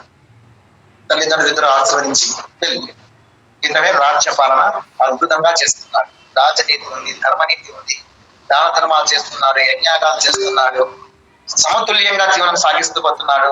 అందరితోనూ అందరినీ కలుపుకొని, ఎవరిని నిర్లక్ష్యం చేయకుండా, ప్రతి ఒక్క కులం వలను, ప్రతి ఒక్క మతం వలను అందరినీ కలుపుకుంటూ ప్రశాంతంగా జీవనం సాగిస్తూ పోతూ ఉన్నాడు. కొన్ని వేల సంవత్సరాలే గడిచిపోయినాయి. అలా పేరు వరకు అంతే, కానీ గొప్పవారు. వ్యవహార అర్థం అంతే పేరది, సార్థకం చేసుకోవాలి. లక్ష్మి అని పేరు పెట్టుకుంటారు. ఎంతమంది లక్ష్మిలాగా ఉన్నారు, ఆకాశంలాగా లేరా? మొగలు నేర్పిస్తూ సార్థకత ఏం లేదు కదా. పేరు పెట్టుకున్నంత మాత్రం సార్థకత రావాలని లేదు కదా. శివుడు అని పేరు పెట్టుకుంటే శివుడు లాగా తయారు కావాలి. ఎవరైతున్నాము? విశాలమ్మ తల్లి మాత్రం విశాలంగా ఉంది మనస్సు, సార్థకత చేసుకున్నది ఆ తల్లి. దాన ధర్మాలు చేసి విశాలంగా దాన ధర్మాలు చేసి విజయం. ఆ విధంగా రాజ్యపాలన కొన్ని వేల సంవత్సరాలు గడిచినాయి. బహుశా త్రేతాయుగ సంబంధించిన త్రేతాయుగ కాలం నాటి త్రేతాయుగ సందర్భాలు, అప్పుడు వేల సంవత్సరాలు జీవించేవారు. కాలం గడిచిపోతోంది, తనకు సంతానం కలిగింది, వృద్ధి చేసుకున్నాడు, రాజ్యపాలన అద్భుతంగా చేస్తున్నాడు. సుబాహుడు ఉన్నారు కదా అన్న, అన్ని రాజ్య పర్యటన చేసుకుంటూ తన సొంత రాజ్యానికి వచ్చాడు. వచ్చి తెలుసుకున్నాడు, ఇంకా తన తమ్ముడు అలర్కుడు రాజ్యపాలన చేస్తూ ఉన్నాడని తెలుసుకున్నాడు. కడుపులో మంట అయింది. వీడేంటి ఇట్లా ఇంకా రాజ్యపాలన చేసుకుంటున్నాడా? చాలా బాధ అయిపోయింది. అరే, నా తల్లి ఎంత యోగమాత, మదాలస యోగిని, ఆమె కడుపులో పుట్టి పెరిగి ఆమె చదుపాలు గురించి, ఈడేంటి కామక్రోధ రసవర్గాలకు చిక్కిపోయి రాజ్యపాలన చేసుకుంటూ రాజ్యపాలన చేసుకుంటూ అంగనల ఆలింగనలలో వాళ్ళ చనుల మీద పొరలాడే పందిలాగా జీవనం సాగిస్తూ పక్కపక్క నవ్వుకుంటూ ఇంకా ఈ విధంగా బతుకుతున్నాడు. వీడు నేను ఒప్పుకోను అని చెప్పేసి నిర్ణయం చేసుకొని ఎట్లా చేయాలా దేవుడా వీళ్ళని అని చెప్పేసి బాధపడుతూ ఆలోచన చేసి పక్కనే కాశీ నగరం ఉంటుంది. కాశీ నగరాధీశుని దగ్గరికి వెళ్ళాడు. ఆయన దగ్గరికి వెళ్ళి పోతూ పోతూనే ఇతను చాలా ఆజానుభావుడు, బాగా పెద్దగా ఎత్తుగా ఉండేటువంటి వాడు. సుబాహుడు కదా, ఆజానుభావుడుగా ఉన్నాడు.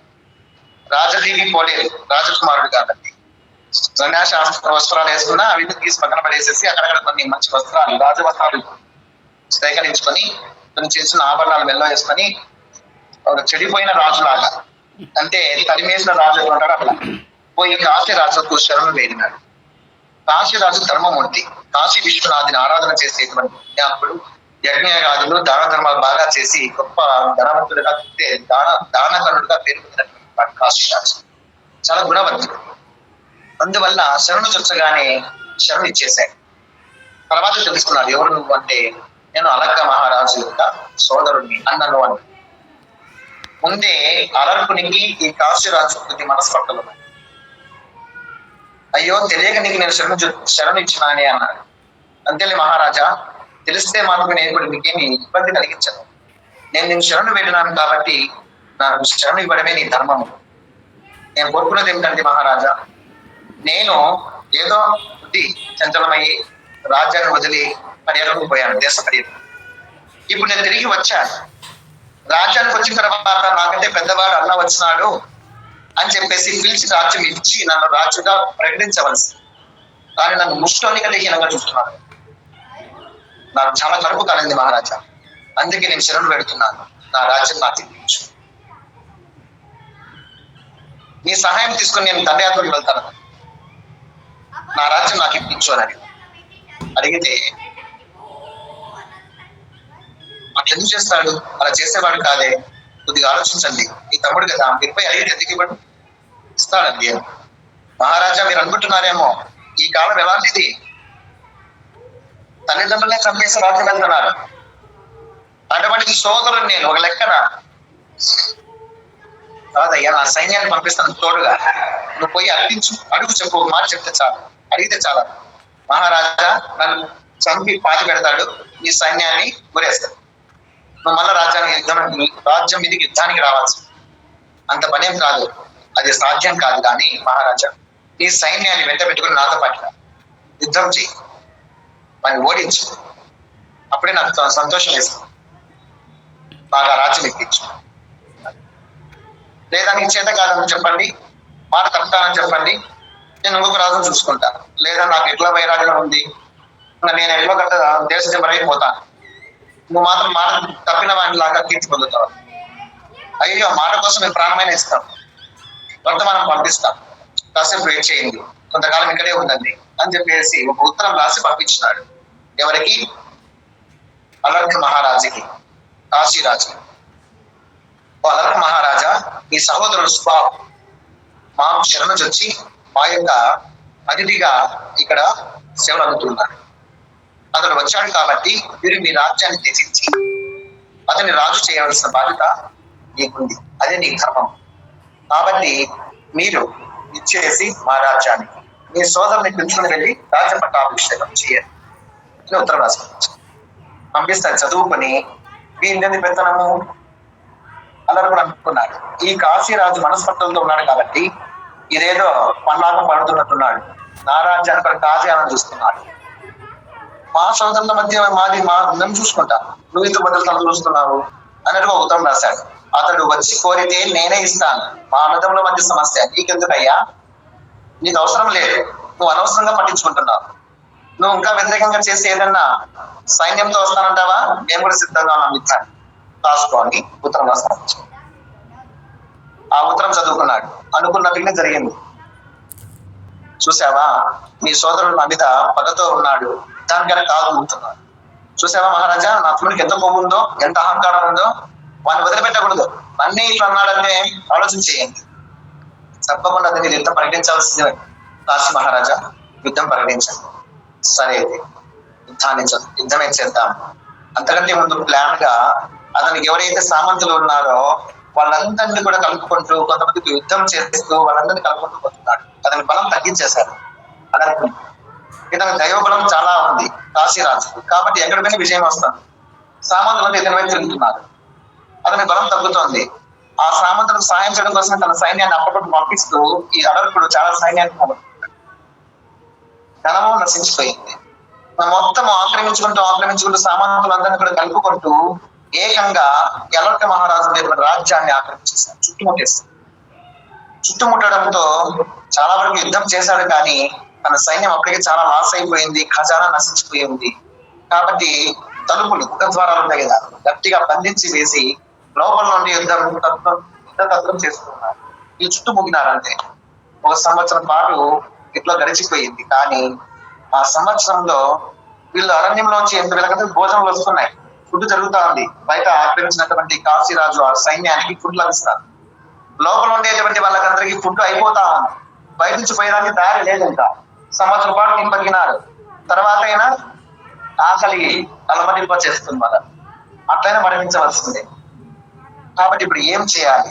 బయటికి పోతే సైన్యం ఎక్కువ లేదు కాబట్టి చంపేస్తారు, బంధించేస్తారు. లోపలే ఉన్న కరువుతో నశించిపోవాల్సింది. ఇప్పుడు ఊపిరి ఆడడం లేదు, తన సైన్యం అంతా బలహీనం అయిపోయింది. ప్రజలందరూ కూడా తిట్టుకుంటున్నారు, వీడేం రాజు అని. అరకునికి ఇన్ని వేల సంవత్సరాలు రాజ్యపాలన చేస్తున్నా ఎప్పుడు ఇంతటి సంకటి పరిస్థితే రాలేదు, ఇప్పుడు వచ్చింది. దాంతో ఊపిరాడక ఏం చేయాలనేసి ఆలోచన చేస్తున్నప్పుడు తన ఉంగరం వచ్చి ఎప్పుడో మర్చిపోయినాడు. ఆ ఉంగరాన్ని తల్లిని మర్చిపోయినాడు, తండ్రిని మర్చిపోయినాడు, సుఖభోగాలలో రాజ్యభోగాల్లో పోయి ఎప్పుడైతే బాధ వచ్చిందో అప్పుడు ఈ ఉంగరం గుర్తుకు వచ్చింది. తల్లి ఇచ్చింది కదా ఆ ఉంగరం అని చెప్పేసి అప్పుడు స్నానం ఆచరించి పూజ చేసి పురోహితులను ముద్ర పెట్టుకునేసేసి దాన్ని ఓపెన్ చేయిస్తే బంగారు పత్రం బయటపడింది. ఆ బంగారు పత్రం మీద అక్షరం లిఖించబడి ఉంది, బిడ్డ సంఘం వదులు, సంఘాన్ని వదలడానికి సాధ్యం కాకపోతే సత్సంగాన్ని పట్టు, సద్గురువును పట్టు. సంఘాన్ని వదిలే చేత కాకపోతే సద్గురువును పట్టు. కామాన్ని వదులు, కామాన్ని వదిలిన చేత కాకపోతే మోక్ష కామాన్ని పట్టు. 4 మాటలు పెట్టిందండి ఆ తల్లి. సంఘాన్ని విడిచిపెట్టు, అది చేత కాకపోతే సద్గురువును పట్టు. కామాన్ని విడిచిపెట్టు, అది సాధ్యం కాకపోతే మోక్ష కామాన్ని పట్టు అని 4 మాటలు ఉన్నాయి. అది చదువుతూ ఉంటే ఆ ఓపెన్ చేయగానే అతనికి ఎంతో శక్తి, ఏదో ఒక సంతోషం, ఒక అద్భుతమైన శక్తి తనలో ప్రవేశిస్తుందని చూపించి, సంఘాన్ని విడిచిపెట్టు, చేత కాకుంటే సద్గురువుని పట్టు. సంఘాన్ని విడిచిపెట్టు, చేత కాకుంటే సద్గురువుని పట్టు. కామాన్ని విడిచిపెట్టు, చేత కాకుంటే మోక్ష కామాన్ని పట్టు. మోక్ష కామాన్ని పట్టు. ఆ 4 మాటలు పదే 100 సార్లు చదువుకున్నాడు, 100 సార్లు చదువుకున్నాడు. చదవంగా తనకు ఒక అవగాహన వచ్చింది. సంఘం అంటే ఏంటి? బంధం, రాజ్యబంధం. అది నీ చేత కాలేదు, అర్థం కాలేదు, సద్గురువును పట్టుకోండి. వీటికన్నిటికీ సమాధానం సద్గురువు చెప్పగలరు అనిపించి అప్పుడప్పుడు తనకు తల్లి బోధించేటప్పుడు చిన్నప్పుడు సద్గురు అయినటువంటి దత్తాత్రేయ స్వామి గురించి బోధిస్తూ వచ్చింది. సఖ్యాద్రి పర్వత ప్రాంతాల్లో ఉంటాడని చెప్తూ వచ్చింది. ఆ మాటలు గుర్తుకొచ్చి నేను ఇప్పుడు గురువును ఆశ్రయించాలి, సద్గురువు దగ్గరికి వెళ్ళాలి అని చెప్పేసేసి ఆలోచన చేసి నిర్ణయం తీసుకొని బయటికి పోతే చుట్టుముట్టి ఉన్నారు ఇక్కడ శత్రురాజులు, చంపేస్తారు లేదా బంధించేస్తారు. కాబట్టి ఏం చేయాలని చెప్పేసి ఆలోచన చేసి సొరంగ మార్గాన్ని ఓపెన్ చేయించారు. ఓపెన్ చేయించేసి సొరంగ మార్గం ద్వారా ఊరి బయటదేరారు. అక్కడ నుంచి ఎనికి తిరిగి చూశాడు. సైన్యం ఆ పక్క తిరిగి ఎదురు చూసుకోండి, ఇటువైపు తిరిగేసి శుభ్రంగా సహ్యాద్రి పర్వత గుహలకు వెళ్ళిపోయేటప్పటికీ అక్కడ దత్తాత్రేయ స్వామి కాలి మీద కాలేసుకుని కూర్చొని చిరునవ్వుతో ఉన్నాడు. దత్తాత్రేయ స్వామి వెంటనే పోయి కన్నీటి పర్యంతమై దుఃఖిస్తూ కాళ్ళ మీద పడ్డాడు. కాళ్ళ మీద పడి శరణాగతి స్వామి, శరణాగతి, నన్ను అనుగ్రహించు, నా దుఃఖాన్ని తొలగించు. 3 మాటలు అన్నాడు. చిరునవ్వు నవ్వు ఊరుకున్నాడు, పట్టించుకోలే. జ్ఞానము నే మెరుగా, అజ్ఞానము నే మెరగా, జ్ఞానము నే మెరగా, అజ్ఞానము నే మెరగా, మానను విషయము పరిధి ఎంతైనా జ్ఞానము నేనెరగ అజ్ఞానము నేనెరగ మానను విషయము పరిధి ఎంతైనా. విషయములంటే ఏంటివి? కంటికి చూసేదే విషయం, చెవులకు వినేదే విషయం, నాలుకకు రుచులు చూచుటయే విషయము, చర్మానికి స్పర్శ చూడడమే విషయం అవుతుంది, ముక్కుకు వాసన చూసేదే విషయం అవుతుంది. ఈ శబ్ద స్పర్శ రూప రస గంధాలతోనే మనము చిక్కుబడిపోతున్నాం, వాటికి లోనయ్యే నశించిపోతున్నాం, ఆ బంధాలు చిక్కుకుపోతున్నాం. మానను విషయములు మరి ఎంతైనా అలవాటు పడిపోయినాం. అది ఈ జన్మలోనే కాదు, కొన్ని వందల జన్మాలు వేల జన్మాలు గడిచిపోయి ఉంటాయి. అన్ని జన్మాల్లో కూడా మనము అలవాటు పడిపోయింది వీటికే, ఈ అక్షర వర్గాలకి, ఈ యొక్క శబ్ద స్పర్శ రూపరస గంధాలకి. కాబట్టి సాధ్యం కాదు. నీ నామము నీ దాసుడనను పొందు. ఈ నామమే స్మరిస్తూ దత్తాత్రేయ, ఈ నామమే తలుచుకుంటూ నీ దాసుడనని, నీ దాసుడనని నీ శరణు చూస్తూ, నీ నామము నుడి నీ దాసుడనను పొందు, దీనికి వహించుకొని దిద్దుకోనను.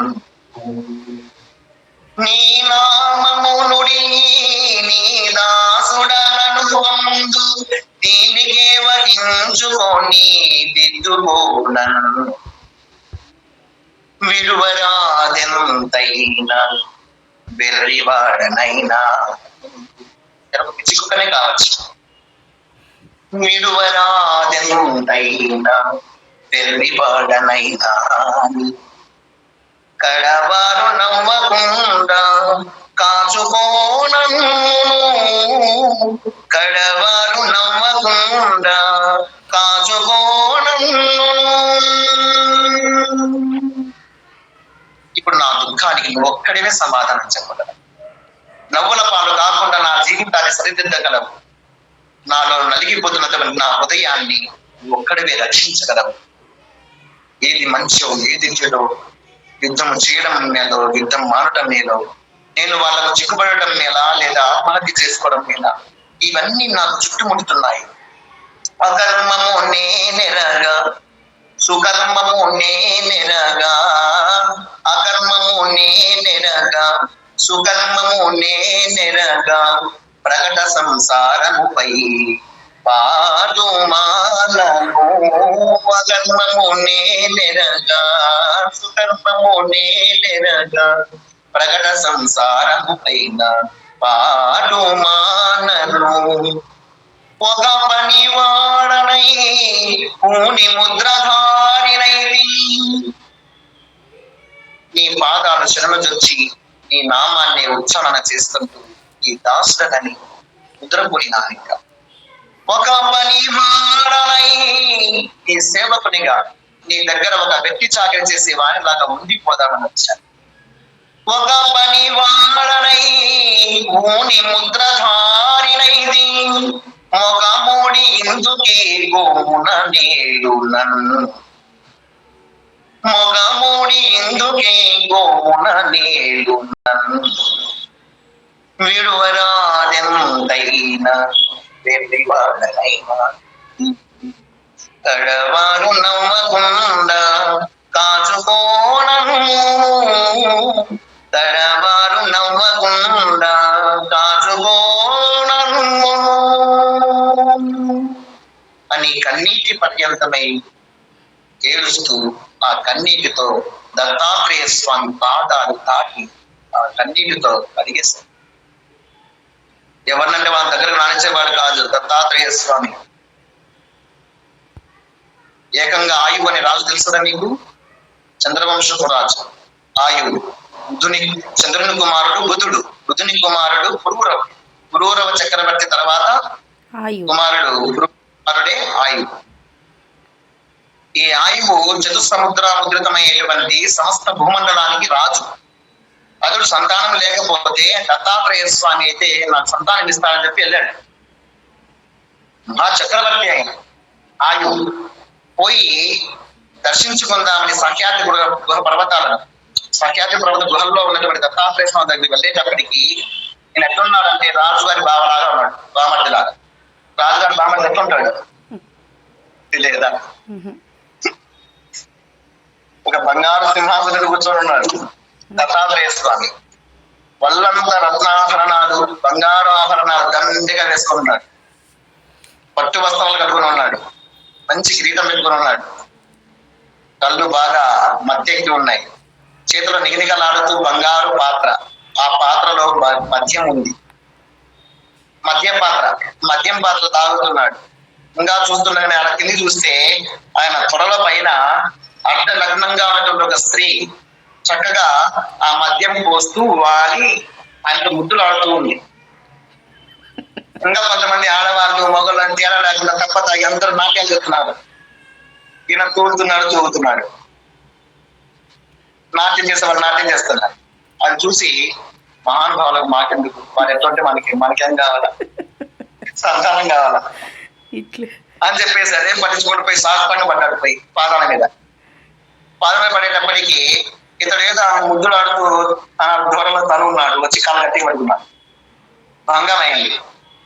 ఎవరా వీడు పనికిమాలోడు అని చెప్పేసి కాలు అత్తున్నాడు తన మీద.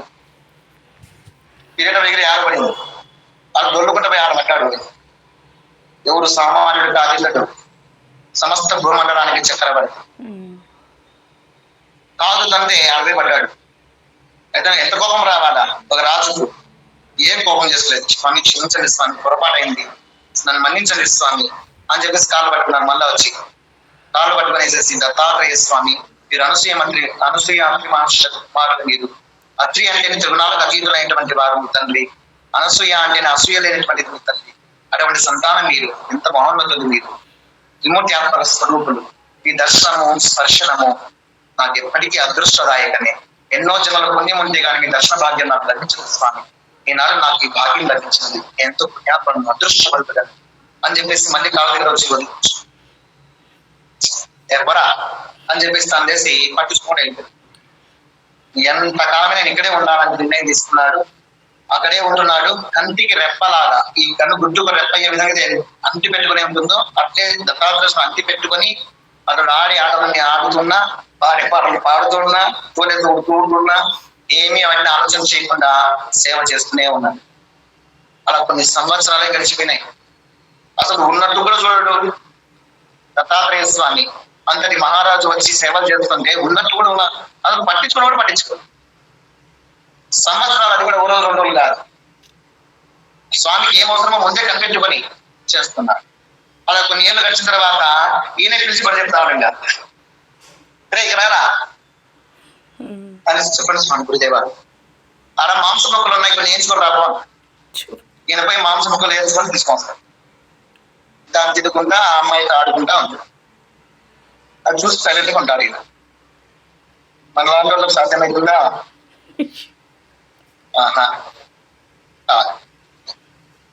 అట్లాగే చూడు, దీని బట్టలు ఉన్నాయి, ఉతుకొని రావడం అని చెప్తాడు.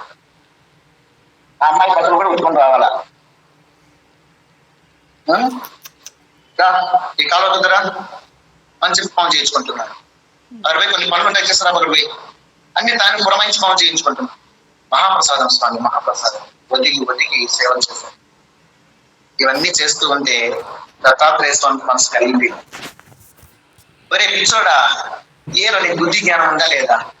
ఒక బానిసలాగా పని చేస్తున్నావు కదా, నువ్వు చక్రవర్తిగా ధర్మంగా రాజ్యపాలన చేసేటువంటి వాడు ఉంది.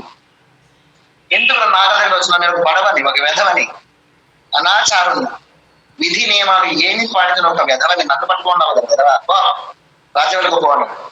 లేదు స్వామి, మీరు త్రిగుణాత్మకులు, త్రిమూర్తి ఆత్మస్వరూపులు, అన్నిటికీ అతీతులు మీరు. మీకు ఇది విధి, ఇది అవిధి, ఇది ఆచారము, ఇది అనాచారం అని మీకు ఏ నియమాలు లేవు స్వామి. నాకు తెలుసు మీరు సద్గురు, మీ సేవ చేయడం కోసమే నేను వచ్చాను. పిచ్చి మంటలు పక్కన పెట్టా,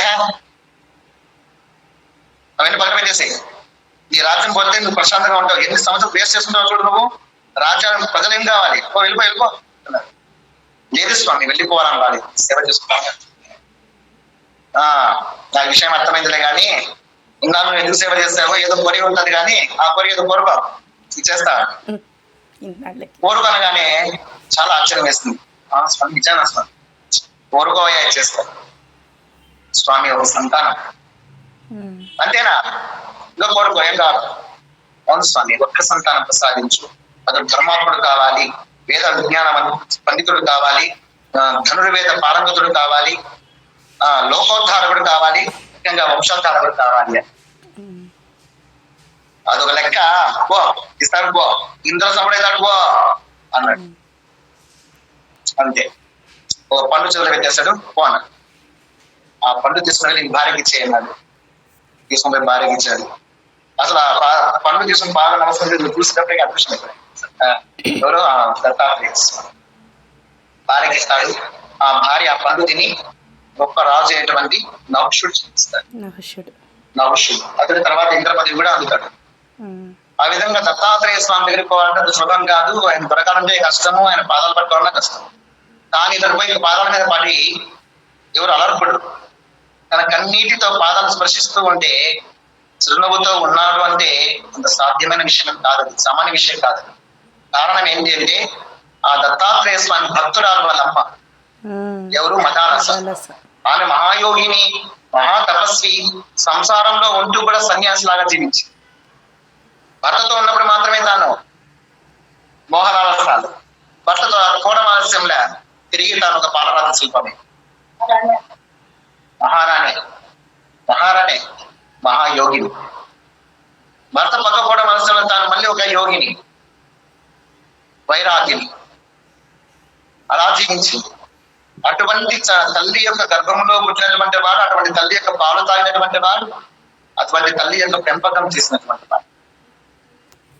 ఆమె గురువులాగా ఇతనికి ఎన్నో బోధలు చేసింది. అటువంటి వాడు వస్తే దత్తాత్రేయ స్వామిని పరీక్షించాలనుకోండి. చూసిన అజ్ఞానంత కానీ ఇతనికి బాధ ఎక్కువైపోతుంది. నా బాధ ఉపశమనపచ్చే రా కూర్చుందిరా అన్నాడు. కూర్చోబెట్టుకున్నాడు. ఎవరికి బాధ అయ్యా అన్నాడు. ఒకటే ప్రశ్న.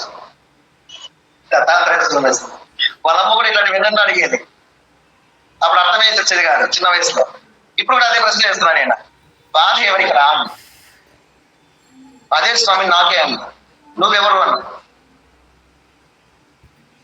నువ్వెవరు ఫస్ట్ తెలుసుకోవాలి.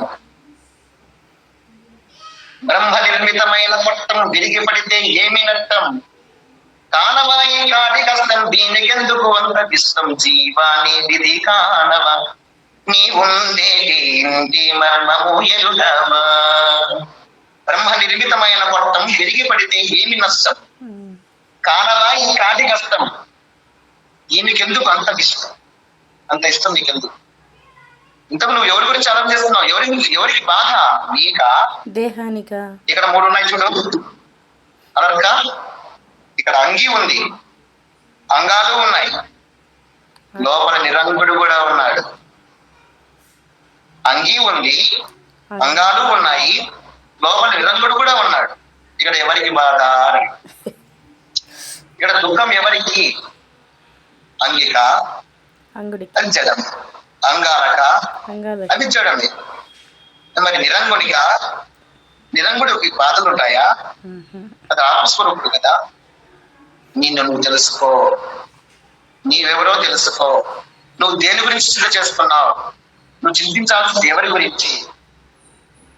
నచ్చునరముల బొచ్చు తొర్రా, నమ్మరాంటి గాలి బుర్రా, ఎరుగవా ఈ మాని చిర్రా, ఎంత చెప్పినా వినవ వెర్రా, జీవాని విధి కానవా నీ ఉండేటి ఇంటి మర్మం ఎరుగవా. ఇది కైవారం కాదు చెప్పిన మాటలు.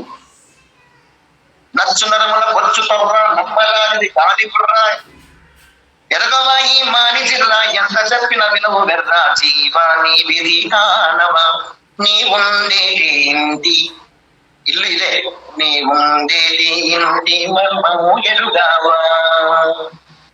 9 వాకిళ్ళ కొంప, దుర్గములకి మూల తుంప, ఎంచితేగల కూరగంప, తెలుసుకోని తాడు దెంప, జీవాని విధి కానవా నీ ఉండేటి ఇంటి మర్మము ఎరుగవా. 9 వాకిళ్ళ కొంప అనేది, దుఃఖములకి మూల తుంప. ఈరనొప్పి వస్తే ఈరనొప్పి వస్తే ఈరనొప్పి, ఈరనొప్పి. ఏదో ఒక నొప్పి బాధ పెడుతూనే ఉంటుంది. ఏ నొప్పి లేదు అనుకుంటే మానసికంగా నొప్పులు వస్తాయి. మానసికంగా కూడా బాగున్నానంటే బయట వాళ్ళు పెడుతుంటారు నొప్పులు కొన్ని.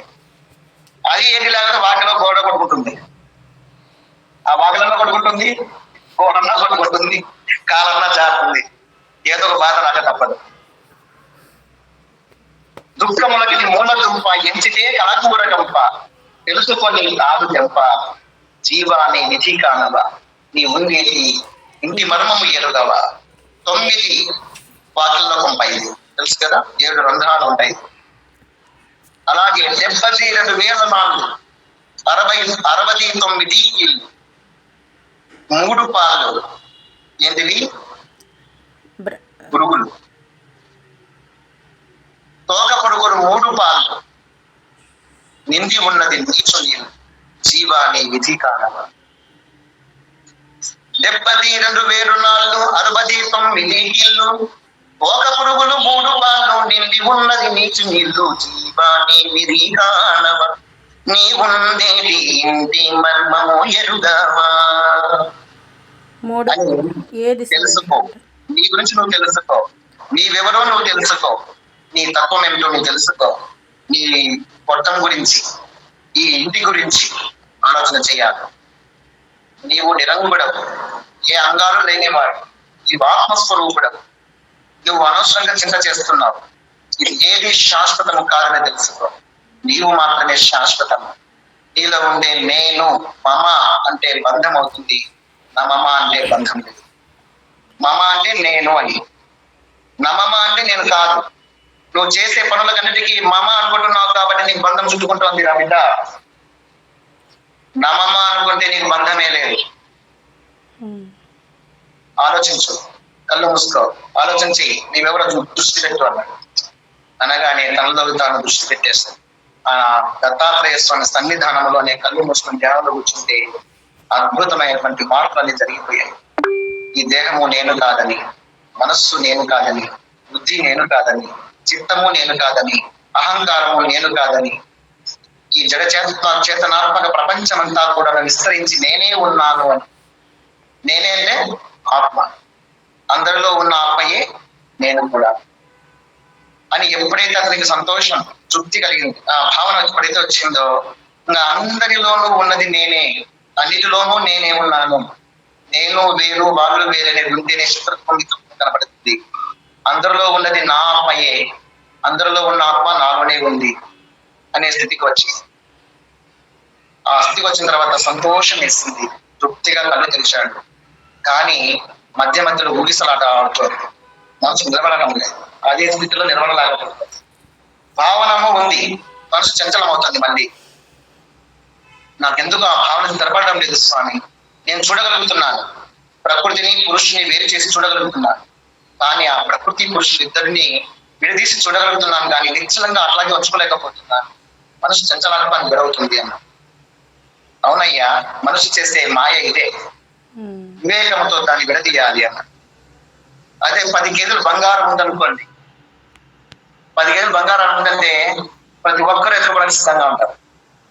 అదే 10 కేజీలు ఏముందనుకోండి, అయ్యో ఎన్నెందుకు నాకు, అదే బంగారం అయితే ఎత్తుకుపోతారు. ఎవరైనా ఇష్టపడతారా లేదా? అంటే మనసుకి ఇష్టమైతే ఎంతైనా బరువు అనిపించదు, మనసుకి ఇష్టం లేకపోతే బరువు అనిపిస్తుంది. అవునా కాదా? ఇది జడభరతుడు చెప్తాడు భాగవతం మనస్సు యొక్క చాంచల్యాన్ని గురించి. రఘుగరునికి జడభరతుని యొక్క కథ వస్తుంది కదా, దాంట్లో వస్తుంది. ఇక్కడ చెప్పాడు, నువ్వు బాధపడుతున్నావు, ఇది ఏది శాశ్వతం కాదని తెలుసుకో. ఎలకలు ఉన్నాయి, ఎలకలు 10 నిమిషాల ముగించేస్తాను. ఎలకలు ఉన్నాయి, చీమలు ఉన్నాయి, ఒక గృహంలో నివాసం పెట్టుకుంటాయి. వాళ్ళ సొంత గృహం లాగా చూసుకుంటాయి.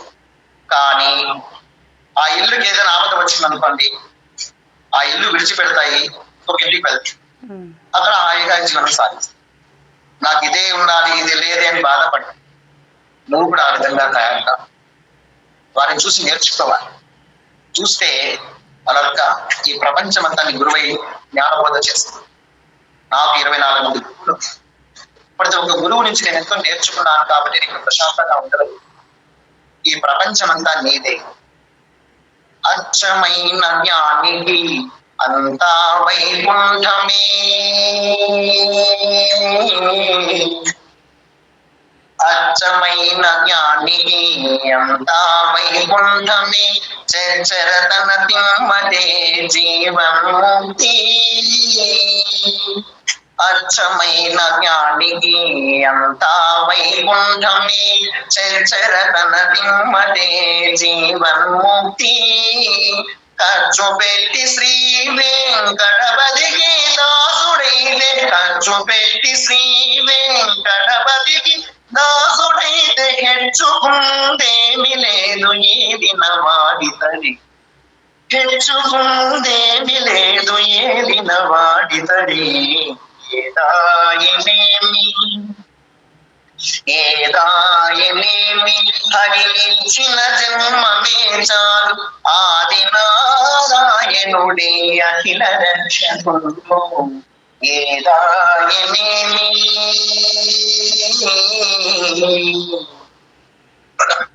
అలా ఉండడం నేర్చుకో అంటాడు. అచ్చమైన జ్ఞానికి అంతా వైకుంఠంగా కనబడుతుందయ్యా. వైకుంఠం ఎక్కడో లేదు, ఎక్కడ ఉంటే అక్కడే ఉంది. నువ్వు ఆ జ్ఞానిగా తయారు. శునకము బ్రతుకును సుఖమయ్యే తోచుగాని, శునకము బ్రతుకును సుఖమయ్యే తోచుగాని, తన గదిహీనమని తలచుకోను. శునకము బ్రతుకును సుఖమయ్యే తోచుగాని, తన గదిహీనమని తలచుకోను.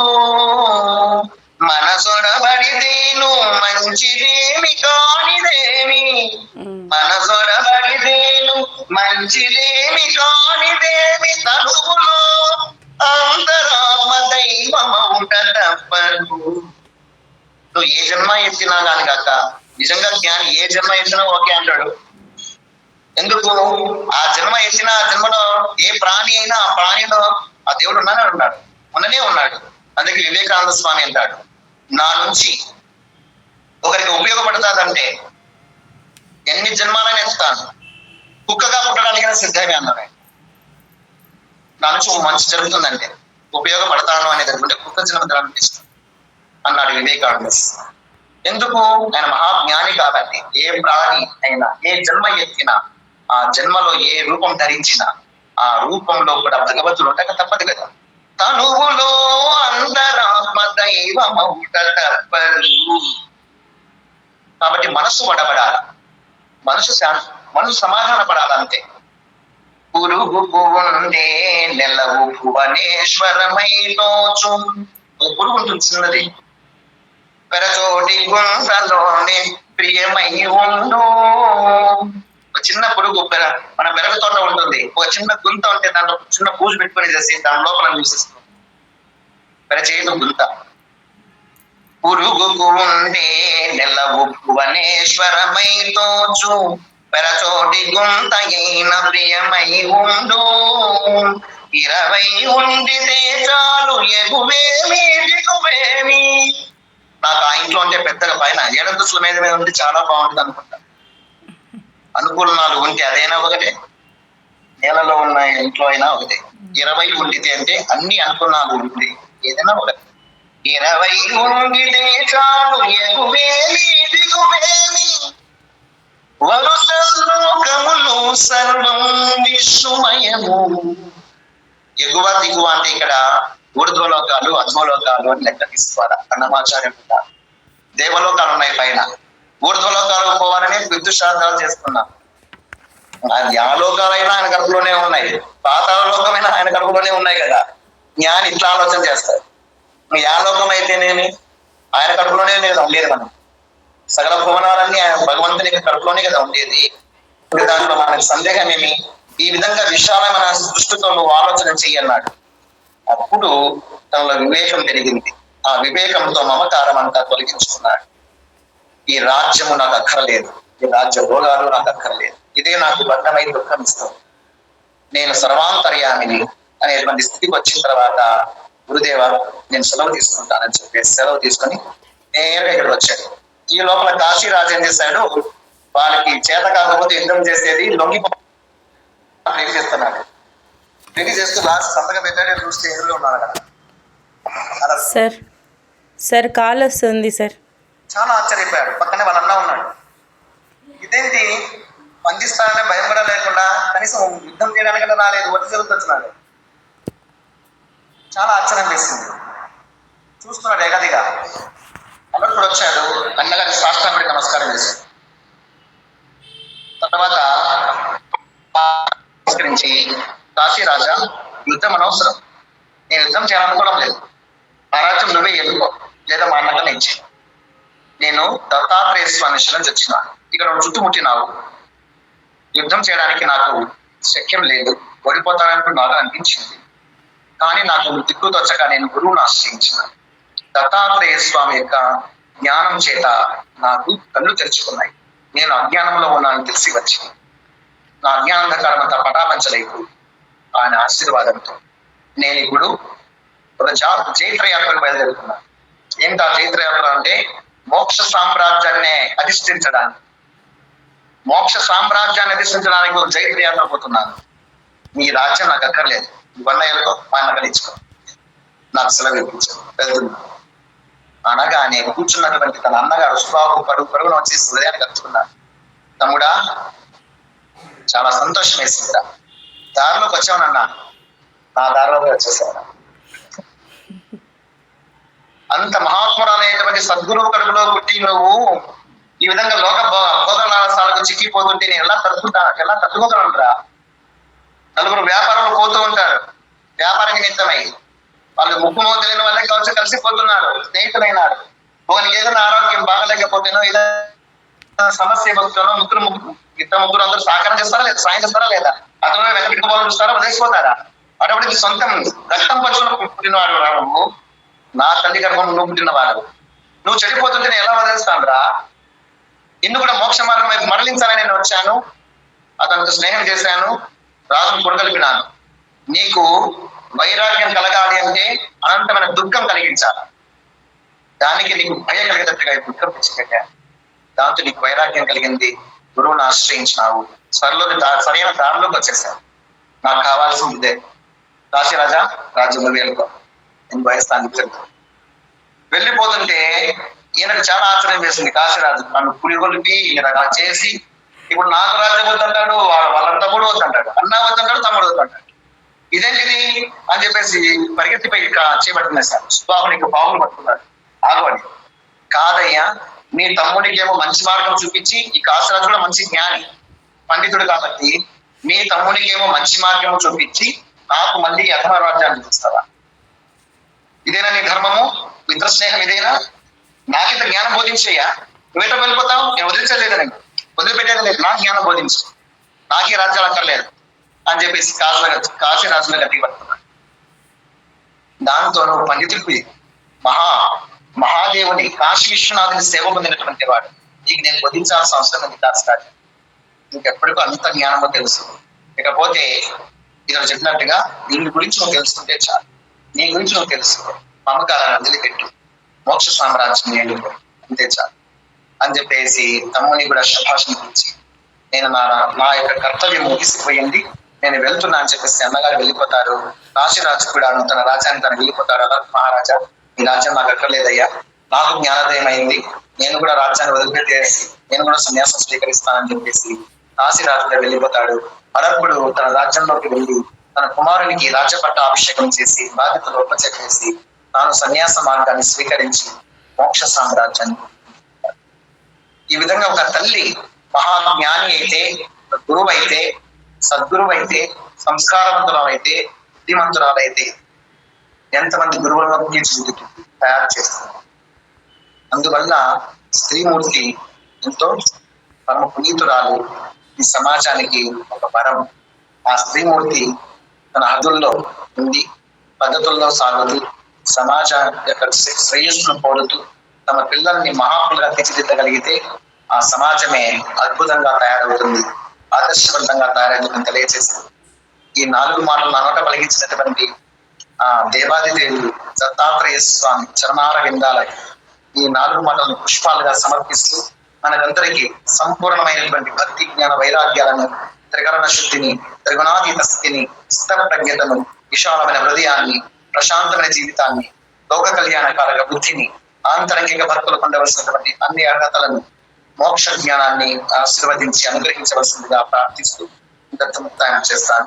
హరి ఓం తత్సత్.